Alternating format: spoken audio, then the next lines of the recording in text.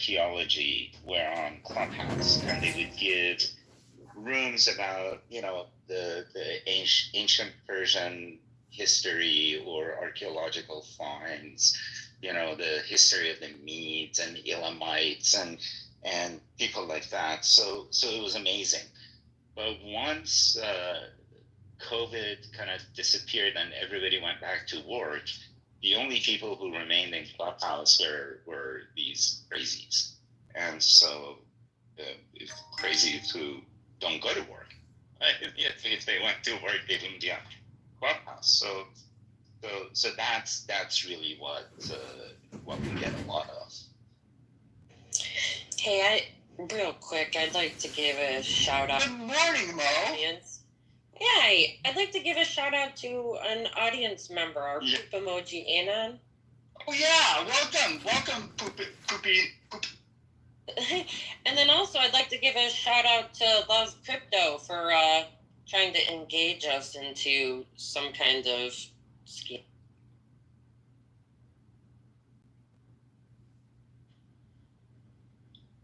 Yeah, thank you for that, because unfortunately, Love Crypto just made my blacklist. Thanks. You're welcome. I love it that they come here, they put the message, and then they leave. It's like, well, what do we talk about this, right? Come up and talk about your scheme. I'd really like to know. Excuse me. Are you talking about this earphone guy who was there?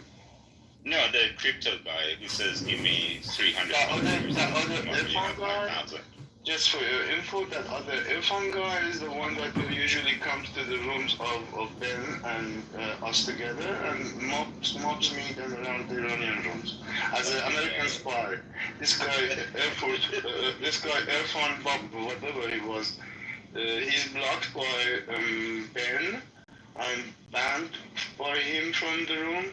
And he went there and told to the Iranian people, Piruzans told the Zionists to remove me from their secret room.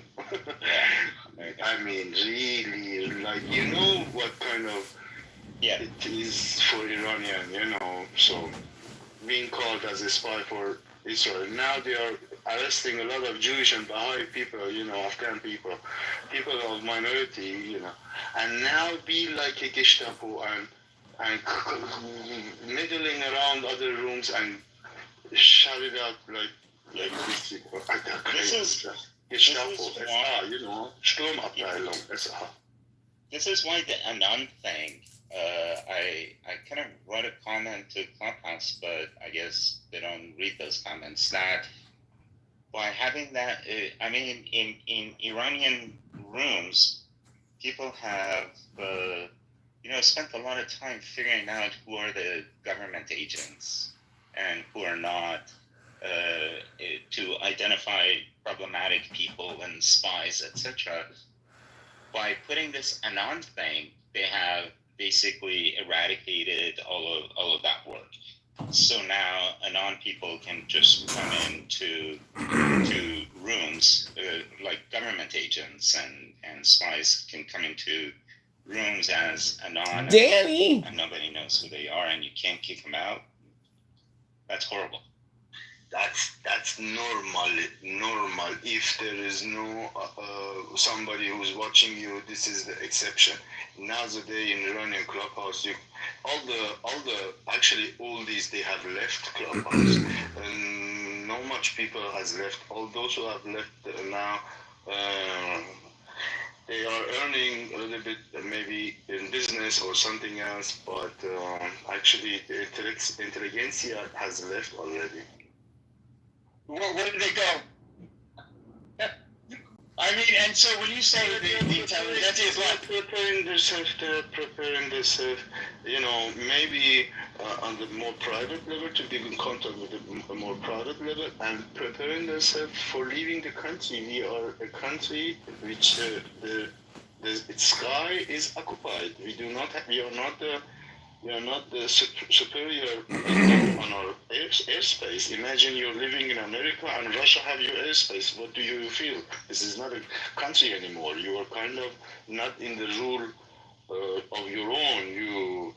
So, I mean, a lot of people, I'm trying my best to get my rest of the family out of the country, to be honest with you. We forgot about the money we have there, we forgot about our houses there. You know. Let me respond to Jules really quick.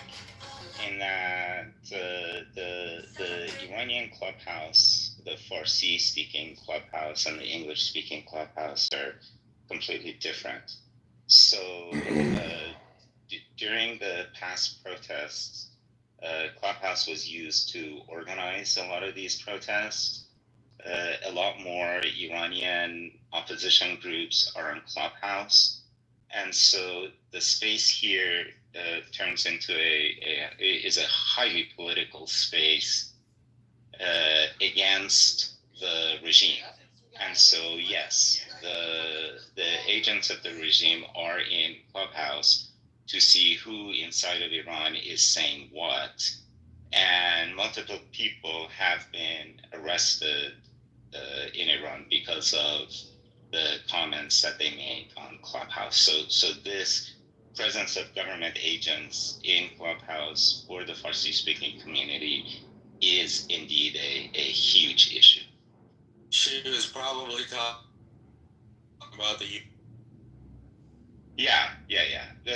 In the U.S., that's not an issue unless Trump succeeds. Not yet. Not yet. Well, good morning, Chinga. Good morning, Alfonso. And I think I'm seeing double right now with you, Chinga, Amerindigenous. Are they both your accounts? And do you use one to record and type us out to your podcast? I don't know what you're talking about. Okay. Good morning, Alfonso. Anyone else? We're just having a chat. Yeah, good morning, Dr. James. Good to be here. I had a little preview of an article that I had readied up over the weekend, but I've just decided that Mondays it seems like there's enough inertia from people coming in and having had a whole weekend of not talking since Thursday that seems like today is a great day for just kind of open.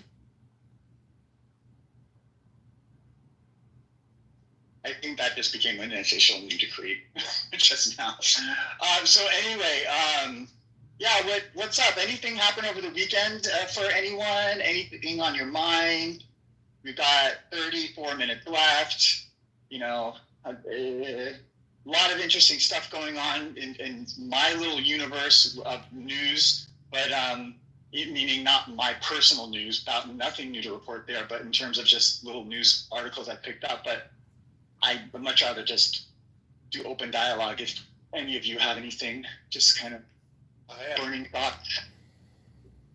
I have something. I don't know if anybody knows about the airline industry, but I read an article a couple of weeks ago that said the sort of ethos and culture of pilots and flight attendants is palpable in terms of service and in terms of safety. And I can't remember which airline, but like sometimes the pilot and co-pilot will fight, and then the flights don't go so well, or they don't show up on time. And another airline, everybody's like real friendly and a family, and everything goes well. I usually fly Delta, and I'm satisfied with Delta, but this last week I flew to Oklahoma on United and almost died twice. So the wind shear in Denver was really, really terrible. Nobody could land. They wanted us to stay in the air for 30 minutes. The pilot said, we don't have enough fuel to do that. So he's trying to land us in Nebraska. We couldn't make it, so we had to land in Wyoming, which the wind was still high in Wyoming. And it was very rough and rocky, and we hit the ground hard. And then we had to get on buses and go to Denver that way. But that didn't seem to fix anything, because then on the way back from Oklahoma, had similar problems, and they kept delaying our flight from like 7 in the morning to 1 in the afternoon. And everybody who was on the flight with me was like, I'm never going to fly United again. United does this all the time. So there's two questions. One is like when the flights don't go well, is that the crew's fault? And then on the other side, do Welcome back to Clubhouse, another episode of Stupid potential people landing wasting and all the takeoff for time certain talking airlines about and not nothing. others because we This couldn't get off the fucking ground. pathetic Nathan has created a mind virus First of all, with glad to hear Tommy, you're and now alive. Monica's modded And up. second of all, I just want to ask you, have you seen HBO, the show Rehearsal Season 2? If you have not, I highly recommend you watch it because it's a very interesting, intelligent, and humorous take on this really horrendous topic. It's, you can kind of call it investigative journalism meets real life comedy meets I don't know what. But basically they do this whole expose on the relationship between the pilot and the co-pilot and how co-pilots do not feel safe and to basically tell the pilot when they're doing something wrong because the pilot can ban them for life if they don't follow orders, and because the pilot and co-pilot are basically just meeting for the first time as they're getting on the plane, so they don't really have too much rapport built up between them. And very, very interesting take on just, the impact of shitty communication between the pilot and co-pilot in the airline industry. I'll just speak. My husband flies for American, and I've never heard of him ever having issues like that with. Is he the pilot or the co-pilot? Well, I guess you would say because you have the captain and the first officer. That's what I meant, yeah. Captain. Okay, so Yep. He's been a captain before, but then he moved up into international. So right now he's one of the first officers. There's 4 of them on the international planes. He has never complained about that. He usually gets along really well with the other pilots. So his subordinates are obedient. Yeah, I mean everybody pretty much gets along. It's sometimes usually he has some tiffs with the flight attendants because they'll be like, oh, you can't do this or that, and he's like, just little drama things. But for the most part, they don't have issues with that. So that's just to speak on that part. As far as I know you said some other things, Chinga. I'm not sure what I could speak to. So let me just do the obligatory good mornings here. Wow, we've got Cora. Welcome, Cora. Hero, Marshall. We're just having kind of an open dialogue. So, clearly you can talk about anything you want at this point. It happens to be that I was commiserating with Chinga on nearly dying on a United Airlines flight, and then I shared about this docu-comedy I saw on HBO called Rehearsal, which is season 2. They kind of get into this topic and they highlight this communication issues between the first officer and the captain on these commercial airline flights where the co-pilot, the first officers just don't feel safe to essentially tell the pilot, hey, we're about to crash, and they're supposed to feel comfortable to take over the plane if need be. And they show all these examples of where this has happened through reenactment, and it's pretty scary. I mean, it's an interesting thing that they've potentially. You're the 4th person to mention Rehearsal in the last 3 days to me, so it is definitely on my list to watch soon. Season 2 in particular related to this topic, yeah. I haven't seen it, so when I will definitely report back. The pilot co-pilot relationship is pretty well spelled out by standard operating procedure and stuff. From my perspective, I think this does change between companies, but So I have a good friend who flies for Delta, and he talks pretty glowingly about it. I'm sure they're not all the same. Is he a first officer or a captain? He's a captain. Like, was it Mo who talked about it? You can imagine the captains might have a blind spot, right? Think about it. Well, but he's so what happens is like nobody becomes a captain without having been a first officer, and they change around quite a bit. So like right now, for example, my friend is getting type certified in I think Airbus 350s, and which is large, wide-body twin engine, and he will become a first officer again before he's a captain of that plane. So they do that a lot through their career. You're first officer, you become captain, you move to a bigger plane, you're first officer again, now you're a captain. And he also did the international stuff where you're like a relief captain. So you got to be captain kind of earlier, but didn't get to take off and land the plane, so it's like a mini captain. Anyway, so they do this a lot, but I know that the way that they each have roles to play, and the co-pilot is not like completely submissive. It's not like the captain comes in and is like, I'm the captain, you can't tell me what to do. I just don't think that really happens. I mean, I'm really curious about watching this show. I do fear, like most TV shows, that it's kind of going to get it wrong for the sake of the show, but we'll see. It's also like a comedy, right? So it's like it's kind of weird because it's like a person who owns right out the gate. He says, I'm a comedian, basically I make my money off of making people laugh, and there's a serious topic that has come to my attention. How do we broach this and have it be both? Yeah, how do we do this? I'm very curious. I know that comedy can speak to truth and power in powerful ways, so I don't dismiss it out of the gate. I'm very curious. Well, here's the thing that I thought was interesting. It's more about the nuance of the dynamics of communication between uneven structures of power in a professional context when you've got 300 people's lives in your hands, and how that plays out. And you would not expect it to play out the way they're proposing, which is that there have been many deaths that occurred when you look at the flight logs. That essentially what happened was there was some point where the co-pilot became aware that there was a problem, but the co-pilot didn't speak up. Yeah, so, and I think Hero's missing because he came in late.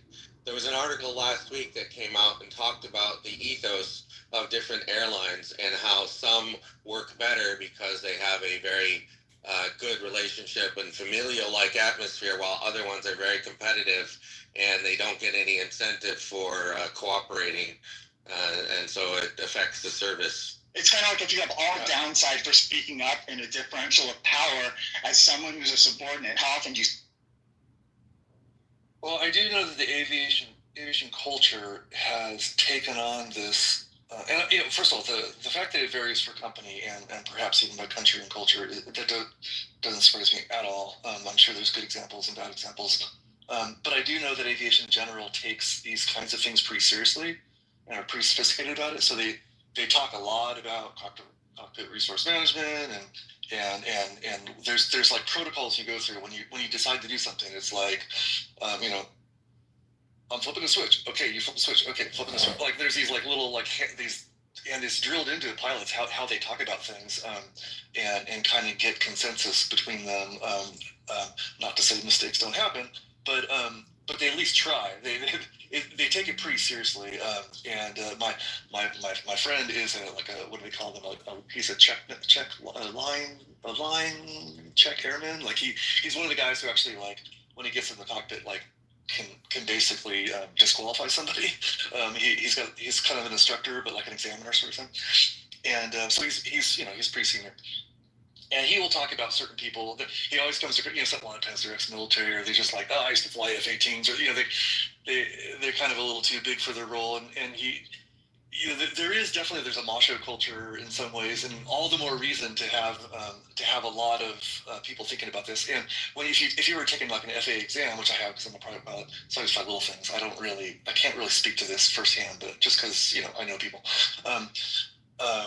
There are lots of questions about like psychology. Like they identify these different personality types. There's people who are authoritarian. There's people who are not evasive. What's the word?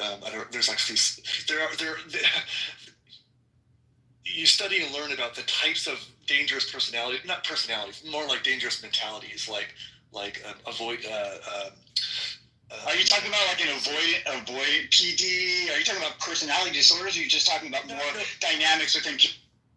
Yeah, dynamics within communication, but I don't think personality disorders, but certain mentality. I'll look it up. There's the FAA has these like identified risky kind of behaviors or mentalities, like somebody who likes to flaunt the rules, or somebody who Okay. Yes.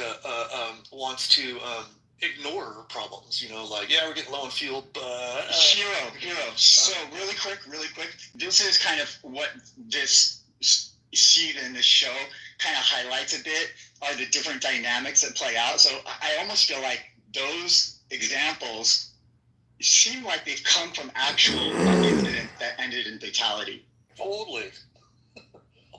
Everything that seems weird in life is there because it actually happened. Like I'm sure Sam could speak on this, like in contracts and lawyers speak and stuff. And every time you see something like, what, that seems dumb, it's like, no, that's happened enough that now there's like a thing on it in the contract. And every procedure in an airplane is because these things have gone wrong, right? Like, there's definitely going to be a new thing about how you touch the fuel switch now, right? Because of the thing in India. And maybe it's going to change, maybe that fuel switch is going to change. Somehow, physically or logically, how it works. But every time something goes wrong, people circle the wagons and figure out what's going on. And there's really this culture of not trying. Okay, it used to be like, pilot error, and that every time something went wrong, if you can blame it on pilot error, there was this idea of like, oh, well, that was that guy's fault. I wouldn't do that. But that really changed to be like, no. Pilot error.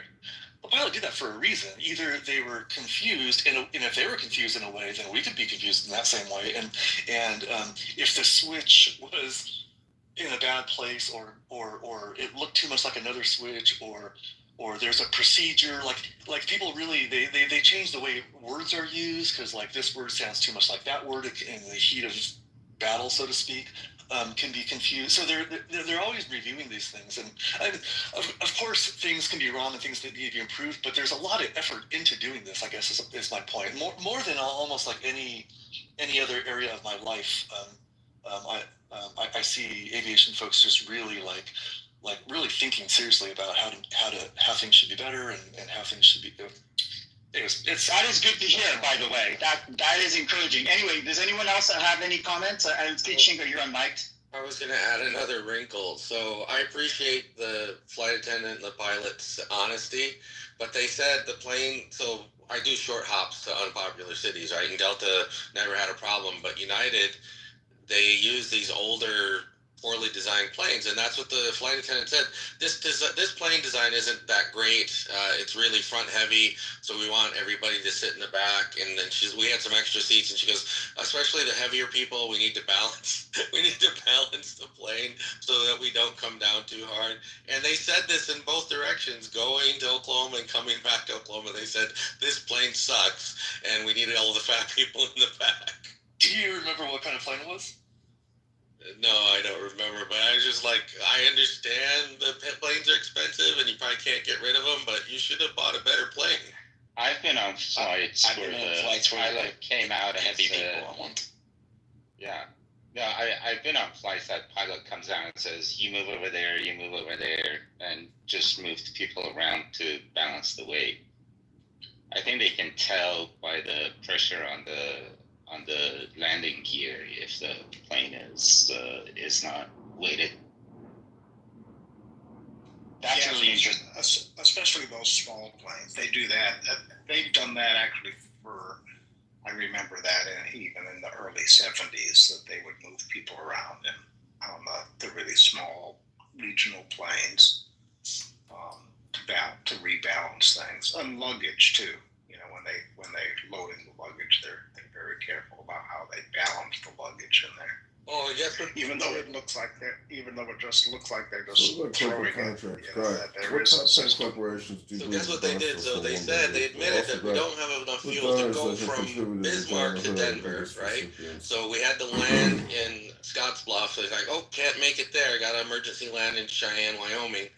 So we get there, and they said, we're going to get more fuel, and then we're going to try again for Denver. They overfueled the plane, and they said, we can't get people back on the plane because the plane's too heavy now. Like, just so many comedy of errors. It was just terrible.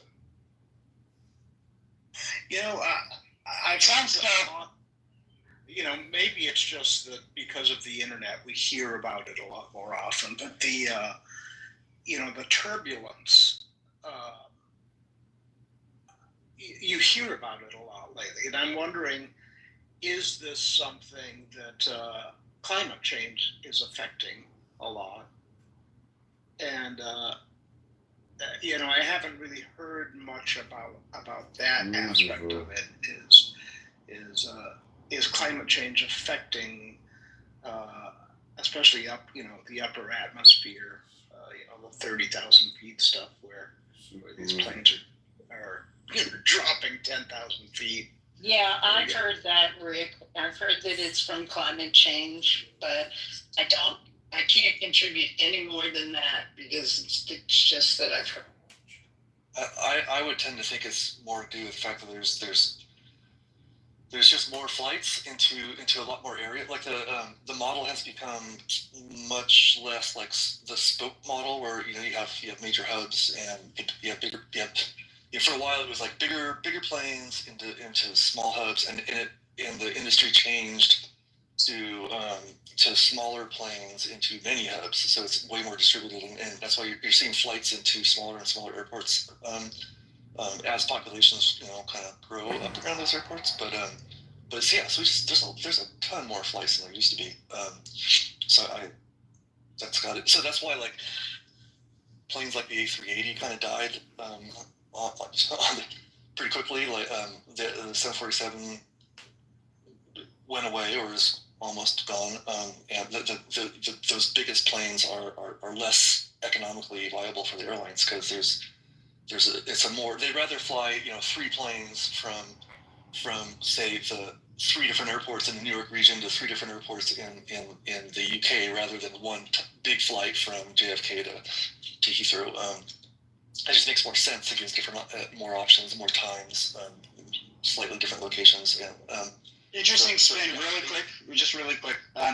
Nathan Fielder, the guy who does that show, Rehearsal, and the season 2 pilot episode, there's this interview I pinned to the top where one of the pilots that's interviewed basically said, I just discovered that Nathan Fielder had gotten his commercial license and was 737 rated. So that's actually kind of an interesting twist to the guy that's hosting the show, and some knowledge he would have as an insider, and if there's any exams that have to be taken, I know how thorough those. He's a comedian pilot. That's interesting. Or a pilot comedian.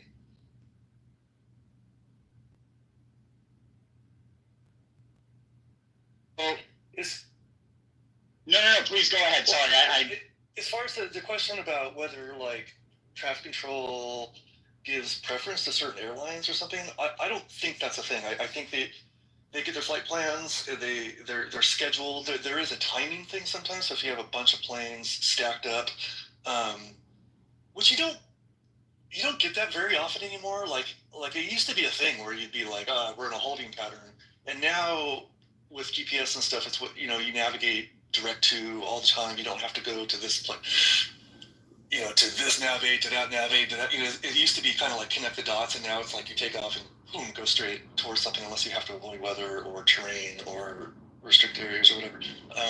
So there are a lot more direct flights, and it's true. And now it's like if you're going to have to divert to a different airport, usually they do it earlier. You don't fly to that airport, do traffic patterns for an hour, and then divert. Usually it's like, well, I mean, it does happen because of weather, like we're talking about, like crazy turbulence, crazy stuff. But that, to me, that's just like, that's nature getting in the way of us having a good time. Like, we have high winds. We have it's actually hard to land planes in high winds. It turns out. I love that that's still true. One thing that we don't have holding patterns anymore like we did before is not because we're using GPS. It's because airlines have figured out that wastes a lot of fuel. So if you don't have a landing spot in the queue at the destination airport, you don't take off. So you basically take off when you're assured of a spot in the queue. It's true, especially for shorter range flights. It's called flow control. So they will delay your takeoff until you fit into the traffic. They have it a lot of like more regional airports. Like if I don't think you're flying across the country, that'll affect you because you still have a lot of like time to correct for when you arrive. But if it's so short that if your flight is so short that you're going to take off, go there, and land, like your landing time is pretty predictable at that point, and they will alter your takeoff for that. It's pretty logistically dialed in these days. It's so dialed in that when things go wrong, the wrongness gets cascaded through the system because the time slots are way tighter than they used to be. That any like mess up of that like fucks everything up, and that's why you hear about these like the entire Northeast, you know, or sometimes you're waiting for a flight. It's like why is it delayed? Oh, there was this mess up back in Atlanta. We're across the country from Atlanta. Well, yeah, but that delayed this flight, which delays that flight, and all of a sudden everything's messed up. But partly that's because things are so freaking dialed in on a good day. Yeah. Well, let's walk together. 12 minutes left here. Anyone else have any comments? Maybe someone who hasn't spoken.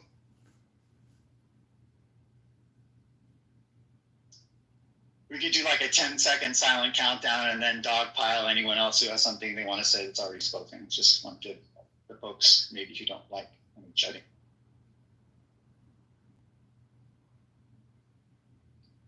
Well, we've offered the plate. We've put out the delicious dessert. You can take it.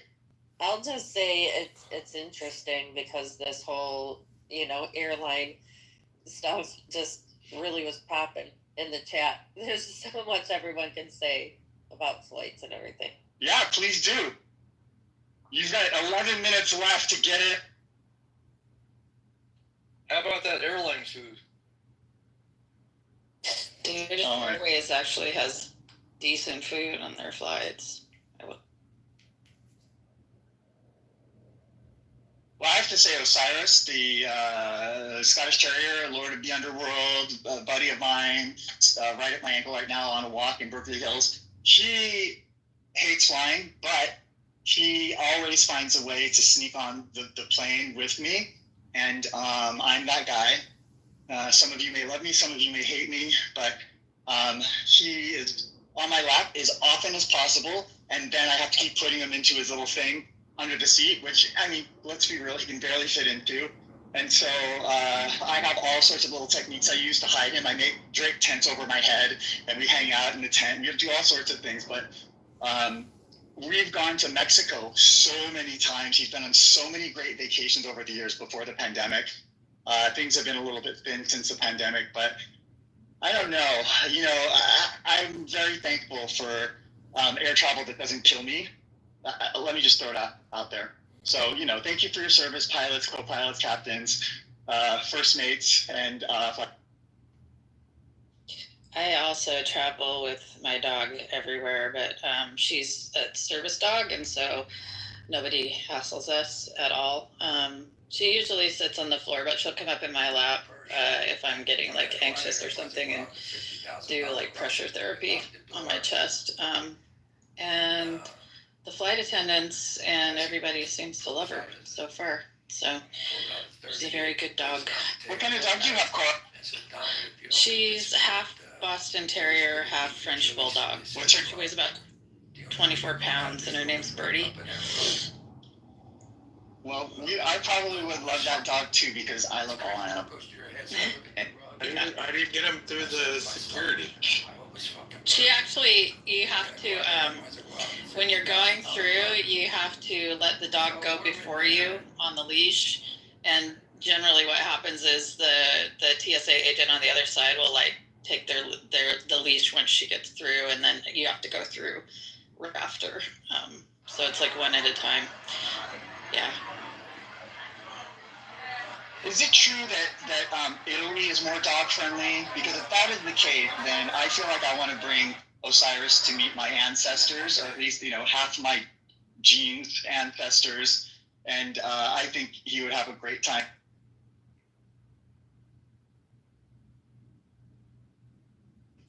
Yeah, I've never taken Birdie overseas. I do want to take her to Mexico because I know Mexico will let you in without a hassle with the dog. So their whole disposition. When I was so I'm Gen X, right? So when I grew up going down to Tijuana and Ensenada and all these places as a kid, so I can drink, before I was 21 and do stupid things, and so I lived in SoCal, so that was an easy thing to do. And back then, it seemed like dogs were not that revered. And then, fast forward to the last 10 years, trips to go to Mexico, and it's like, man, royal treatment for Osiris. I mean, he comes home with all kinds of personalized, embroidered different things, his new dog bowl, his new Osiris handkerchief, like the whole shebang. It's great. They even have little doggy beds in the places we stay that look just like the adult beds. It's. Well, part of it, I think, is I don't know what year it was, but the UN had this whole thing about countries that eat dogs. Korea, Mexico, other places, and in Mexico, people ate dogs. Chihuahuas were bred to be the chickens of the Aztecs, right? And so it got really pejoratized and culturally not cool. So then all of us, and Mexico actually made a law, I think it was in 21, that says there's no legal way you can eat a dog anymore. So I think that's the whole cultural attitude, is trying to satisfy the British old lady who loves her dog so much that she'd clone it in Switzerland. Probably also the travel industry too, right? Because there's a bunch of nitwits like me that love to go everywhere with their dogs, and that's not going to change. So I can imagine losing a huge swath of your potential clientele because they're a bunch of, whatever you would call someone like me who's just never leaves his dog with anyone. I promise not to eat your dog. Dinophiles? Yeah. Oh, good morning, Dr. Francine. Haven't heard from you. Good morning. I'm not good at contributing on airline pilots, but on dogs, I'm number one. I've actually flown in the cabin with a golden retriever. So, Dr. Francine, hard-hitting question. Are you pro or con consumption of dogs? Oh my God. I have dogs that sleep on my bed with me. I'm totally con. I don't eat any meat. They taste like a combination of pork and chicken. It's really greasy. Ew. Nothing. There was this place. Nothing with a face. There was this place in our town that had a pet store. And right next door was a Chinese restaurant of the same name. That's disgusting. I can only imagine. The people who weren't adopted got eaten. Well, you don't know what happened, but it's kind of odd that they owned both a pet store and a restaurant. I think you're connecting dots that aren't explicitly there, Mo. I mean, can we just be... Yeah, maybe. I'd like to take this opportunity and give a public service announcement on behalf of the Baja California Tourism Bureau, and say for those of you who have access to it but haven't done so, Valle de Guadalupe Valley, it's about half hour east of Ensenada. It's in the mountains. It's the Mexican wine region. And I've been there 4 or 5 times post COVID.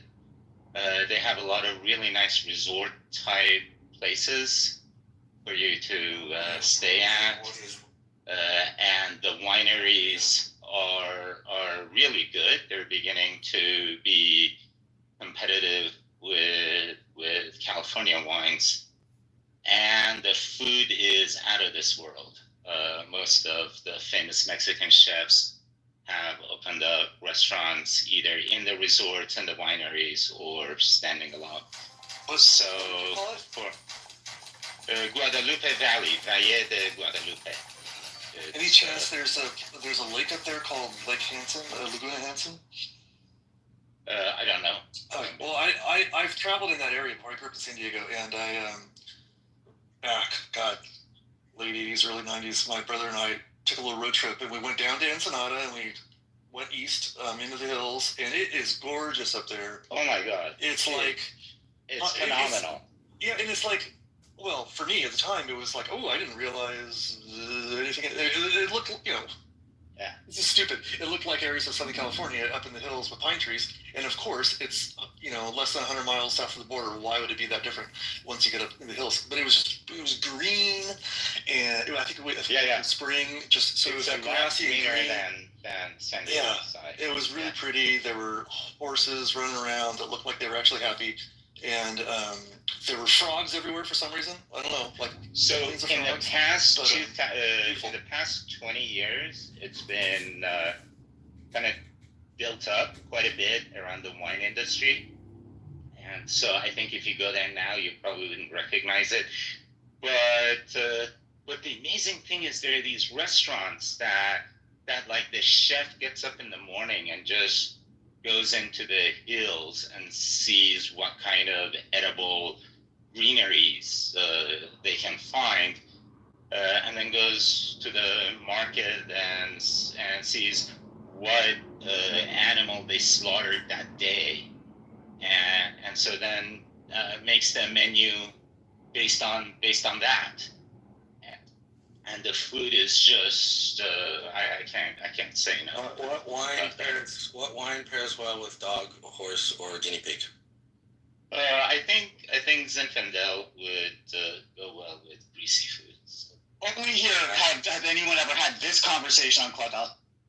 And that's the other thing, like the whole anti-South American thing, is because a lot of the people, because after NAFTA and CAFTA are indigenous, they don't speak Spanish, they don't speak English, but they bring their traditions with them, and one of them from South America is eating guinea pig, and so people would go into the pet stores, buy guinea pigs, and then go to the park, a public park, and cook guinea pigs, and some cities are like, you can't do that. I would serve it with a Sangiovese. This whole I don't eat this, I don't eat that is a very first world issue.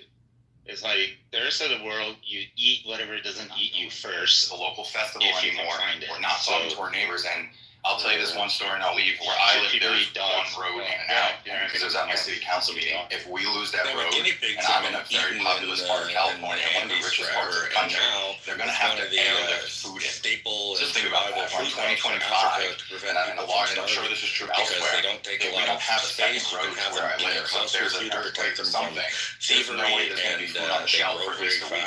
That's enough for some people to die. They've exported the tradition of eating guinea pigs from the Andes to Africa, and it's a bunch of lies. The last to create civil unrest, put people in places under the pretense that it has to do with ICE and sovereign states or sovereign cities not handing over people who are here illegally. Yeah, and what this is really going to be is setting up for a martial law lockdown.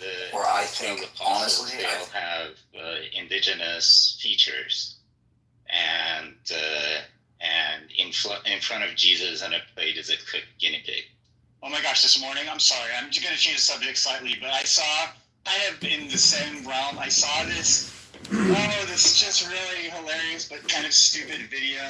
My partner showed me on Instagram of this guy playing Moses, but Moses is like one of these vlogger newscasters doing kind of all the cliche, cheesy social media things. Serious people to the negotiations are but as you were able with Marco Rubio and Steve Witkoff to get these talks going in Istanbul. I remember I was myself in Turkey for NATO business in May, and we really put pressure on the Ukrainians. Are y'all hearing how he's kissing the fucking ring?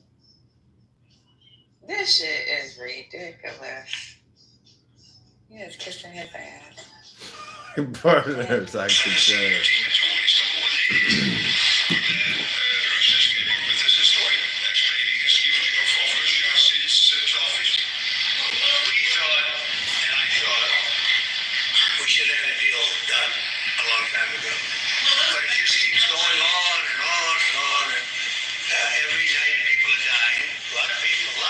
Soldiers are done, by the way, and a lot of Ukrainian soldiers too. But a lot of Russian soldiers are done. 100,000 Russian soldiers since 1st of January. Since January, 100,000 Russian soldiers dead since January. So if anybody is in Moscow listening to this, again, 100,000 dead Russians since January. This is what President Putin is doing at the moment. Will these be Patriot missiles specifically, or Patriot batteries that you're planning? When do you it's a full complement with the batteries. And when do you expect them to arrive in Ukraine? Wait a minute, y'all. So do you know what that means when he says Patriot missiles with the batteries? No, we do not. Please educate us on that. I'm a little nervous already. So a battery is a unit. It's soldiers. So you mean bodies, like bodies that we were promised not to put on the ground? These are from bodies. Unit with the batteries. Let me see if I can go back on this. This is a live feed. He said Patriot unit. He said Patriot missiles with the batteries. Okay. Play this again. Specifically, or Patriot batteries that you're planning with your. So it's a full complement with the batteries. Yeah, he said it. I don't think he knows what batteries are. I think he's thinking batteries are like lithium batteries. I don't think he knows, Doug.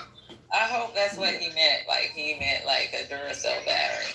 Yeah. Right. He's Energizer. Because if they're sending batteries and he's talking about teams, that means we're part of the war. Well, we're going to have some come very soon, within days actually, because a couple of the countries that have Patriots are going to swap over and will replace the Patriots with the ones they have, and Matt will coordinate with NATO. But so it's going to be, they're going to start arriving very soon. This afternoon, Boris Pistorius, the German defense minister, is visiting Hexet, Secretary of Defense, and we'll discuss also, I think, this whole basic thing, Norway is involved, so one of the main things about this whole deal is also about missiles or ammunition, so it's a broader benefit. We have one country that has 17 Patriots getting ready to be shipped. They're not going to need them for that. So we're going to work a deal where the 17 will go, or a big portion of the 17 will go to the war site. Mr. President, Could this transaction with NATO be viewed as a step towards achieving peace, letting Putin know that now Zelensky has a little more powerful tools in his tool chest, and maybe that brings him to the table to achieve peace? So I know that you want to do that. Right, that's what we've been saying. I think you might have expressed it better if you wanted to. That's exactly what it's summary. That's a nice summary, but I think he's done better than us. He's a very good guy, I can tell you that. But no, it's well said. Yeah, I think this is a chance at getting peace. Or it's just going to be the same thing. I have to tell you, Europe has a lot of spirit for this war. A lot of people, when I first got involved, I really didn't think they did, but they do. And I saw that a month ago, and you were there, most of you, many of you were there. The level of esprit de corps, spirit that they have is amazing. They really think it's a very, very important thing to do, or they wouldn't be doing it. Look, they're agreeing to, they're paying for everything. We're not paying anymore. We have an ocean separating us. I said, we have a problem. We make the best stuff, but we can't keep doing this. And Biden should have done this years ago.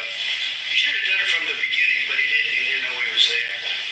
This guy, what a horrible job they did for this country. And I just hope between the border and this and so many other inflation, what a horrible opinion. That's not my opinion. I think it's everybody's opinion. But this is something that shouldn't have happened. We're going to see if we can end it. If I do want to make one statement. Again, I said it before. This is not Trump's war. We're here to try and get it finished and settled, whatever. Because nobody wins with this. This is a loser from every standpoint. This was Biden and this was other people. And it's a very sad situation. This gentleman's doing a great job. He's good. I think he's going to get it. And Matt and everybody else that's working on it, I think you get this thing over with hopefully. you praised European countries today as standing up for Ukraine as being strong. Will you allow them to continue to negotiate tariffs lower than 30% before August 1st, or is the deal set at this What point? does that mean? You're talking about the tariffs? Oh, bring back the tariffs. They're on a more friendly tariff, right? A little bit more friendly tariff. No, we're going to be talking to people. We have, I want you to show this one they were talking about. When's he going to make the deal? The deals are already made. The letters are the deals. The deals are made. There are no deals are made. They would like to do a different kind of a deal, and we're always open to talk. Do y'all want to keep hearing this? I'm ashamed, dude. I for some reason I can just hear him saying dumb shit like, we're gonna send all the batteries, the big ones. They're gonna be lithium and cobalts, and we're gonna put boots on the ground. We're gonna put Nikes and Reeboks on the ground. All the boots, the favorite boots, my favorite boots, and all the batteries. We got the bigger batteries, you know. Yeah, he's definitely he got to be thinking Duracell because you cannot send a battery. If you do that, then we're part of. This guy's an idiot. Oh my god. All the batteries, we're gonna send all of them. That's what I was gonna ask you, Patty. That puts us in a war with Russia at that point, right? Definitely does. Yeah. That's fucking crazy. He just said, tell us something about. Nobody checks this. Yeah, can you tell us something about the Golden Dome? Like how does that work? Are those like microwave weaponized, or are they like rockets that are in space? Do you know anything about the Golden Dome and the Space War shit, Patty? So yeah, Golden Dome is nothing but a defense system similar to the Iron Dome, but it's like a bunch of Patriot missiles located all over the place that'll be shooting like anything that may come into the country. Which I don't know. I think that's a waste of funding. So these are land to was that surface to? I don't know if it's land to surface or surface to land kind of missile system. Is that what that is? It's not like it's a deterrent. It's not gonna. All it does is like if a missile's coming, it'll shoot that missile in the sky, so it doesn't land on the ground. I mean, shrapnel still comes down, right? So. Right. It's a waste of money. But even if Russia was to do something from Cuba, we already have like weapon systems. So I don't know. Well, don't we have the Bay of Pigs? Isn't that kind of like loaded anyways? I mean, like if they shoot something off, like not the Bay of Pigs, like the Guantanamo Bay, like they'd be able to launch from there, right? I mean, they could watch, but Guantanamo Bay is not for that. Something else.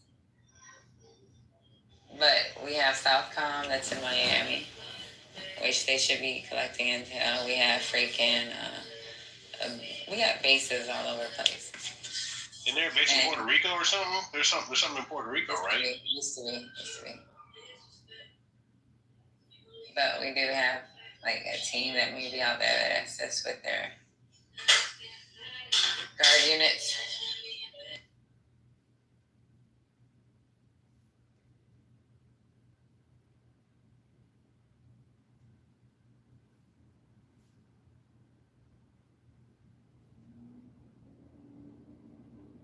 But he's a winner chicken dinner, y'all. Sure, preference. Let me see what else we got going on in the news, y'all. Y'all don't want to hear that no more, do y'all? You said what? Y'all don't want to hear that no more. He's really not talking about that. Just getting praised. Talking about 2 to 5%. How's his bid for the Nobel Peace Prize going? Any updates on that bullshit? I have no idea. Well, I don't know if I don't know. I don't know. You never know. I'm just being sarcastic. That's just never gonna happen. But I'm just being sarcastic. There's no one gonna nominate him. So except BB, that's his only buddy in his pocket. So.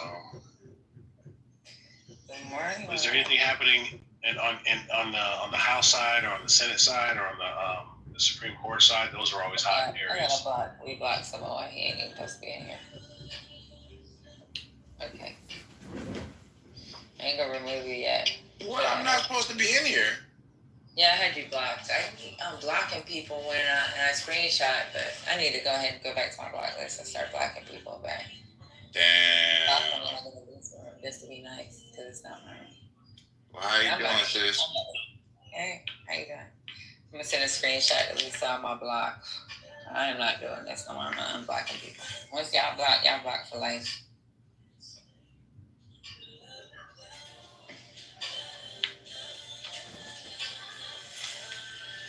Me guys,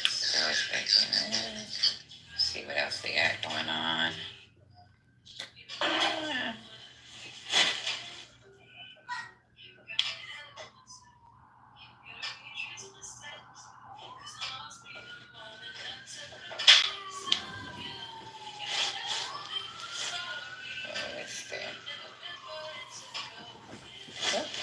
Hold on, y'all. Give me 1 minute.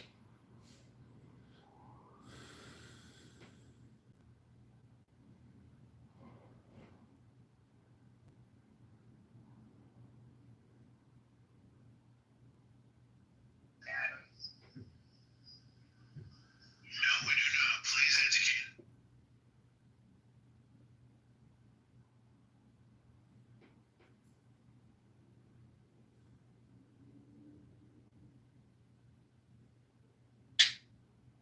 Grand rising to the room. Who's that? It's Grand Rising. It's better than a good morning. I don't know what about morning is good. You got that right. Not these days. Ain't nothing good about waking up in the morning. I just wake up in the morning and the first thing I say to myself is, what the fuck else happened? I think you're talking about the other morning. What the? So, Simone, how you feel about this big, beautiful bill and the deportations? How they're going about the deportations that week? I think that shit don't look good. That shit don't look good at all. They need to be a little more coordinated and know exactly what they're going for, but like with actual citizens and shit being mixed in it, I think that's just stupid. The guy told you exactly what he was going to do and how he was going to do it. Exactly. Verbatim.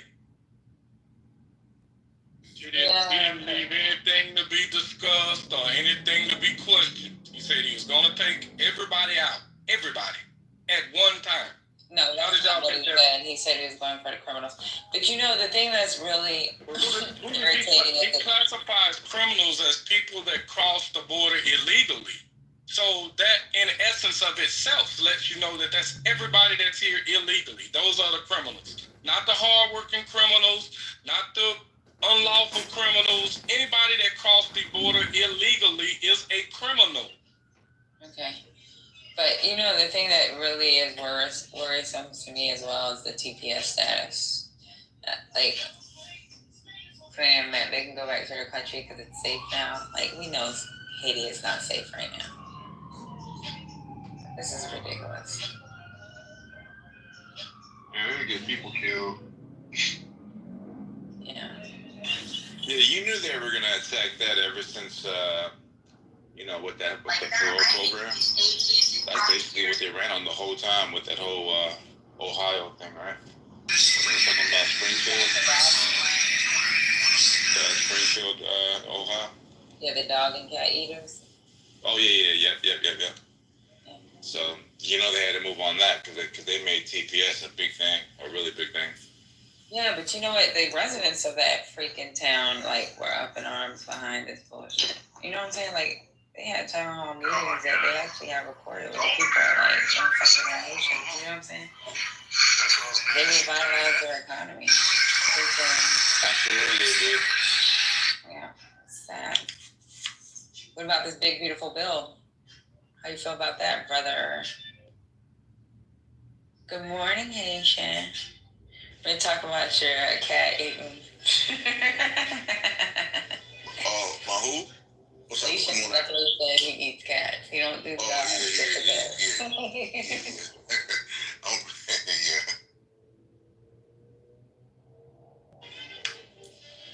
But Simone, what you got to say about this big, beautiful bill? Y'all voted for this, Samoa.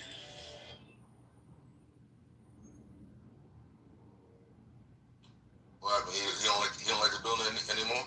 Yeah, he said it's bad. He said that earlier. When I said, what do you think about this big, beautiful bill and these deportations. He's like, yeah, it's not looking good. Nothing away we go. Oh yeah, we're going as high as we can, baby. Oh my God. What's up with this boy Putin? Why Putin playing him for though? What'd you say? Putin, why Putin playing him like a little bitch though? No, Putin ain't playing like a little bitch. Putin done told Trump. That's what I'm saying. Putin playing Trump like a bitch, yo. Yeah. He told Trump, we're not friends. You better stop lying to the public. I'm gonna do what I do. Like, he thought Putin was friendly. I have to tell people all the time, I ain't friendly. I mean, Putin strung him along like a good KGB agent that he is.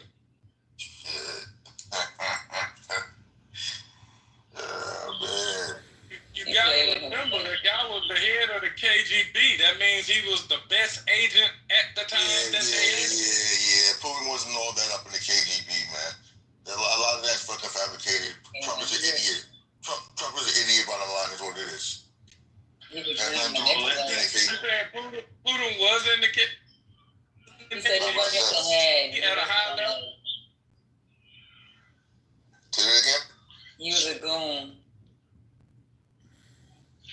So there's a lot of Russians here. Do you think that he could activate some like Russian kind of like cells out in the States? You think like that's a possibility? Like they got cells out here? So if there are Russian agents here, they have people that they could play in pawn, just like the U.S. can do with the Kurds and the PKP and the Hamas. They can play agencies or agents just like everybody else. They won't do it themselves. They have sleeper agents, but they may not be Russian sleeper agents. Right, that's true. They control vast swaths of land in Asia, vast swaths. Yeah, are you able to hear me now? So what I was saying to you is, I said Putin was never the head of the KGB. Okay, so he never was the exact head, but was he a higher up at the KGB? Did he have a seat at the blackboard table? As what is $17.99 worth running operations, Let's go. handling agents, shuffling paperwork, operations, operatives. Did he have that kind of level? A fucking third grader running 11 A's there could run tricks around Donald Trump. So it's irrelevant. Are you saying he's fucking dismissed to the big CIA agent? That's my only point. It doesn't matter fucking Putin was a fucking custodian somewhere. Trump was a fucking idiot, period. I give it like a 7 out of 10 though. He definitely is an What idiot. is $17.99 worth of chocolate chips like? Let's go. Okay, look at that. Tell him we got you on the back end. Okay, let's take a bite. That's it. We got some young underage girls who are looking close, barely legal. Right, and do a dance for him, shake your hips, and he's good to go. Some nasty female like works in the adult industry that let you sleep with her unprotected, while your wife's giving birth, shit like that. Get some.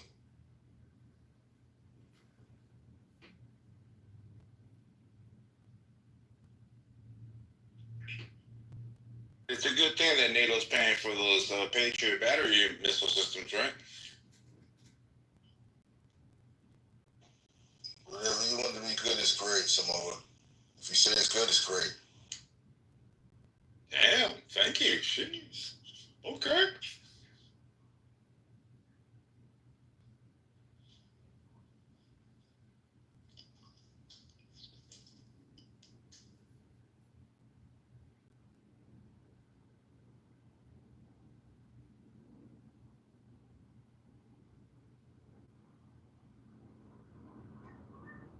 What's up with Xi Jinping? I heard that he didn't. He refused to go to like some summit because he was thinking it's just getting too real right now, and he decided to withdraw from like one of those summits. You guys hear about that? No. Even he's like second guessing shit now. So I gotta find the article. When I was reading it or listening to it yesterday, it said that he didn't go to one of those summits, basically because he said it's just getting too real for for him. So, but we haven't heard anything about him in a minute,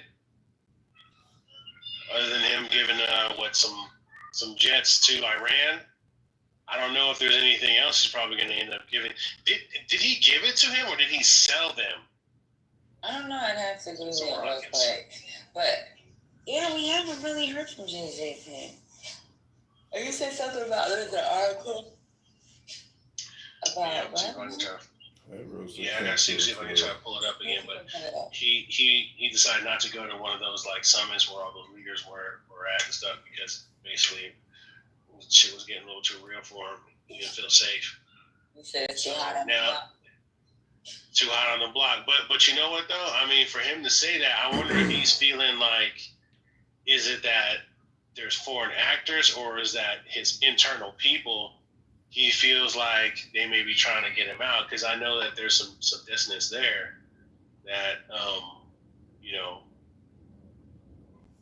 I don't know. I don't want to say that people are trying to take him out, but I know that there's maybe less of an appetite for him moving forward. But they're just tolerating it. So that's what I heard. Let's see here. I don't know how to spell that shit. Let's put China as leader. Summer.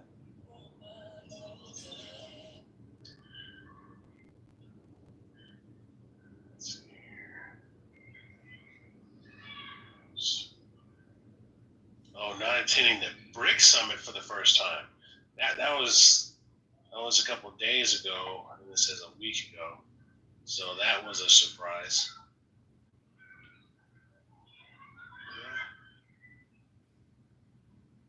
He's one of the head dudes running this shit, so him not showing up is...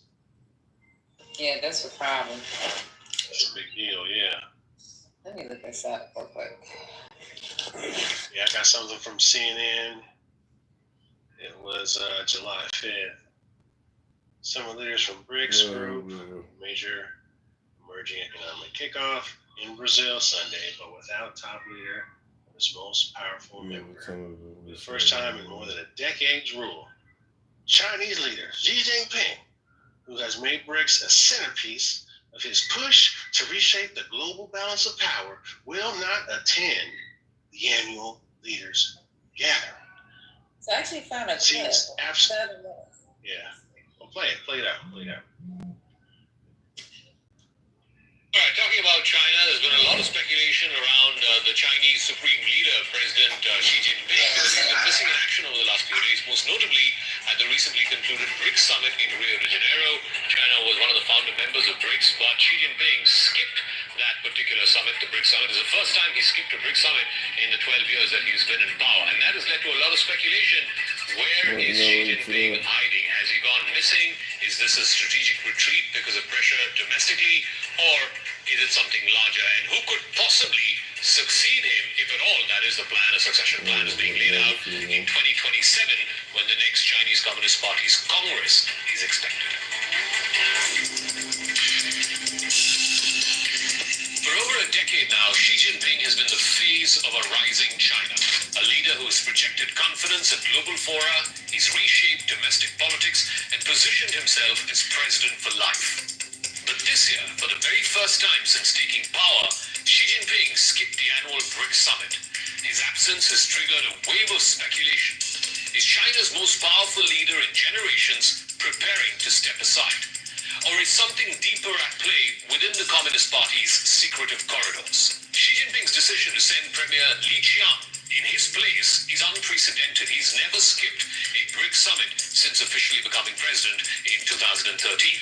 In fact, as per official Chinese government records, Beijing is citing scheduling conflicts as the reason why Xi Jinping could not travel all the way to Rio de Janeiro. But analysts are not quite convinced. After all, Xi Jinping has made BRICS a centerpiece of his foreign policy since 2012. Why then this sudden change? And it is also not that Xi is traveling to someplace else at this given point of time. He has no international trips planned which coincide or which collide with the BRICS schedule. So then what was this scheduling conflict all about? because skipping BRICS sends out a powerful signal at a time when Donald Trump is railing and ranting against BRICS and BRICS countries wanting to stop their own currency, wanting to devalue the dollar. This is not just about diplomacy. It's about what is also happening inside I'm at home. China. I'm listening to another Clubhouse stream. Let me turn the volume down. Huh? I didn't hear anything you just said. No, because you need to be muted for us to listen to him. Yeah, mute up. I'm at Where home. are you? I'm at home in my office drinking coffee. I thought you were out. That means the background noise is coming from Simon. My God, you sound sicker now. Maybe I just became more of a man.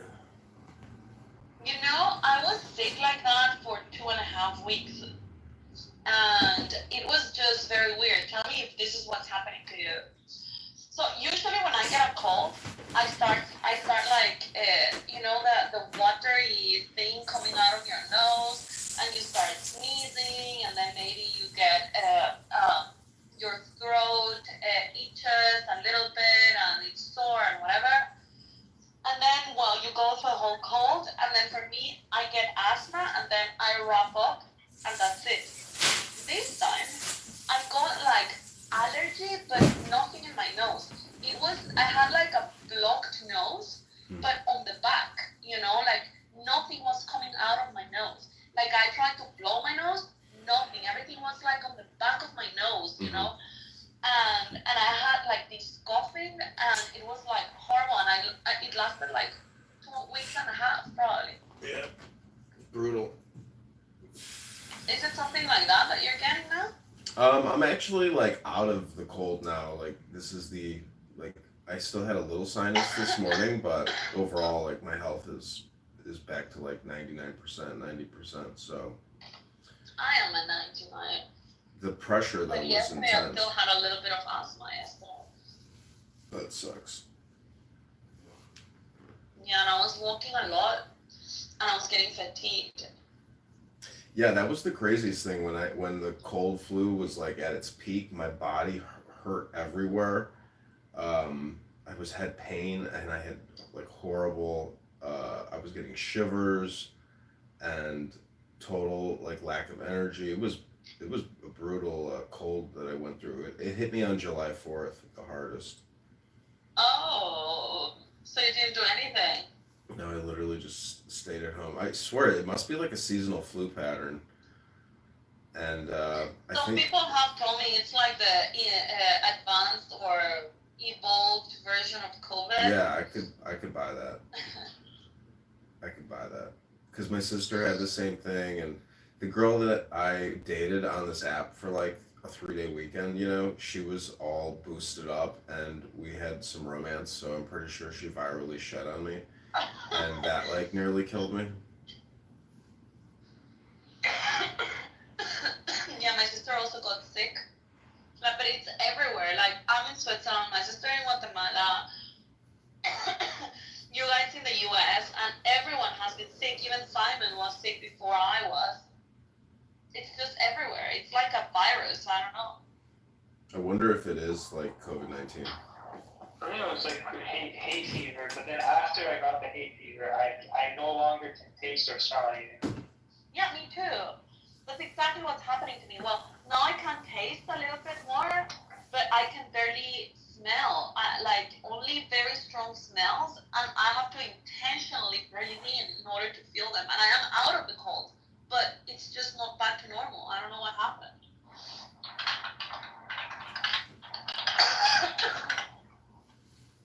I don't know. I think all that stuff comes back to, you know, like have you ever twisted a knee or like sprained an ankle, and it took 11 months for it to like feel normal again or something? Well, I mean, let's hope, because I want to take my girlfriend to a fine dining restaurant for her birthday in August. When is her birthday? August 24th. Oh, so still like another month. Yeah. But I haven't been able to say That's the same birthday than my best friend. Oh, nice. She's a Virgo. Whatever that means. You should read about the zodiacs. I'm not gonna waste my time. Oh, you're not gonna waste your time. I've heard you waste your time for years, Simon. Yeah, I'm gonna be selective with the things I waste my time with, and reading about fucking nothing science is not gonna be one of them. So Edmund, I received a course of AI during the whole weekend. It was like 15 hours between Friday and Saturday, and it's amazing the stuff you can do. Really? What, for example? I learned how to do apps, how to create agents, how to, oh my god, it's just amazing. I'm like hooked now on that. I'm creating my new website, and I'm creating a couple of apps that will help me to organize my stuff. Well, show me how to do it. Let's do a training course, and you'll be the instructor. Then it'll help you learn even more.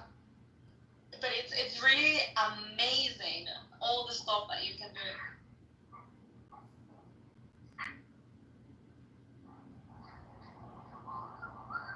And it's super easy, actually.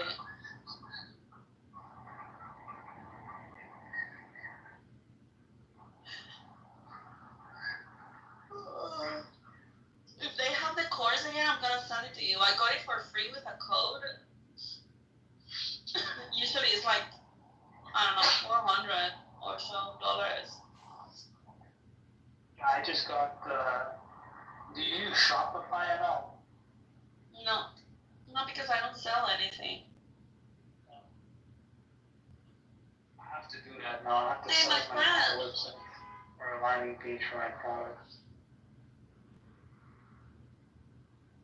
I have to hook up my Facebook pixel to my website. No, I've never used Shopify because I don't sell stuff. What's up, niggas? Yeah, what a racist. What's up, nigga faggot?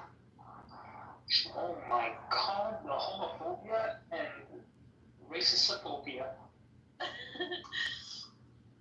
Did you like the Bitcoin guys, my friend? Yes, I did. I thought that they were all, I actually really did. I thought they were all smart and very funny, and I liked the guy Hodl the best. Hodl. Yeah, he's British version or yeah, he was cool. He was a cool guy. He's very popular on Twitter and on like podcasts and stuff. If you look for him for American Hodl, you'll find him. I mean, you do realize that anybody who's actually doing what they're doing here, or even having very long form conversations here, like, it's a total waste of time. And the fact that, like, they're not even creating a content or a podcast or something, it's like, it's basically, it's got to be therapeutic. I think that's probably the best way to frame it. But it's like bad therapy. So you're saying Bitcoin is bad? No, what I'm saying is it doesn't matter what the topic is, because what's happening here is communication exchange, and so the topic is irrelevant. Most people want to just get what's off their chest.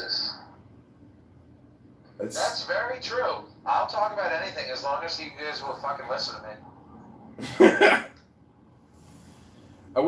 See. Communication is hypnosis. Yeah, I think you could say all communication is spam. That's like probably all communication is projection. Yeah. It by happens a lot. definition, it's projection. What the fuck are you 16? But I call this like decentralized friendship.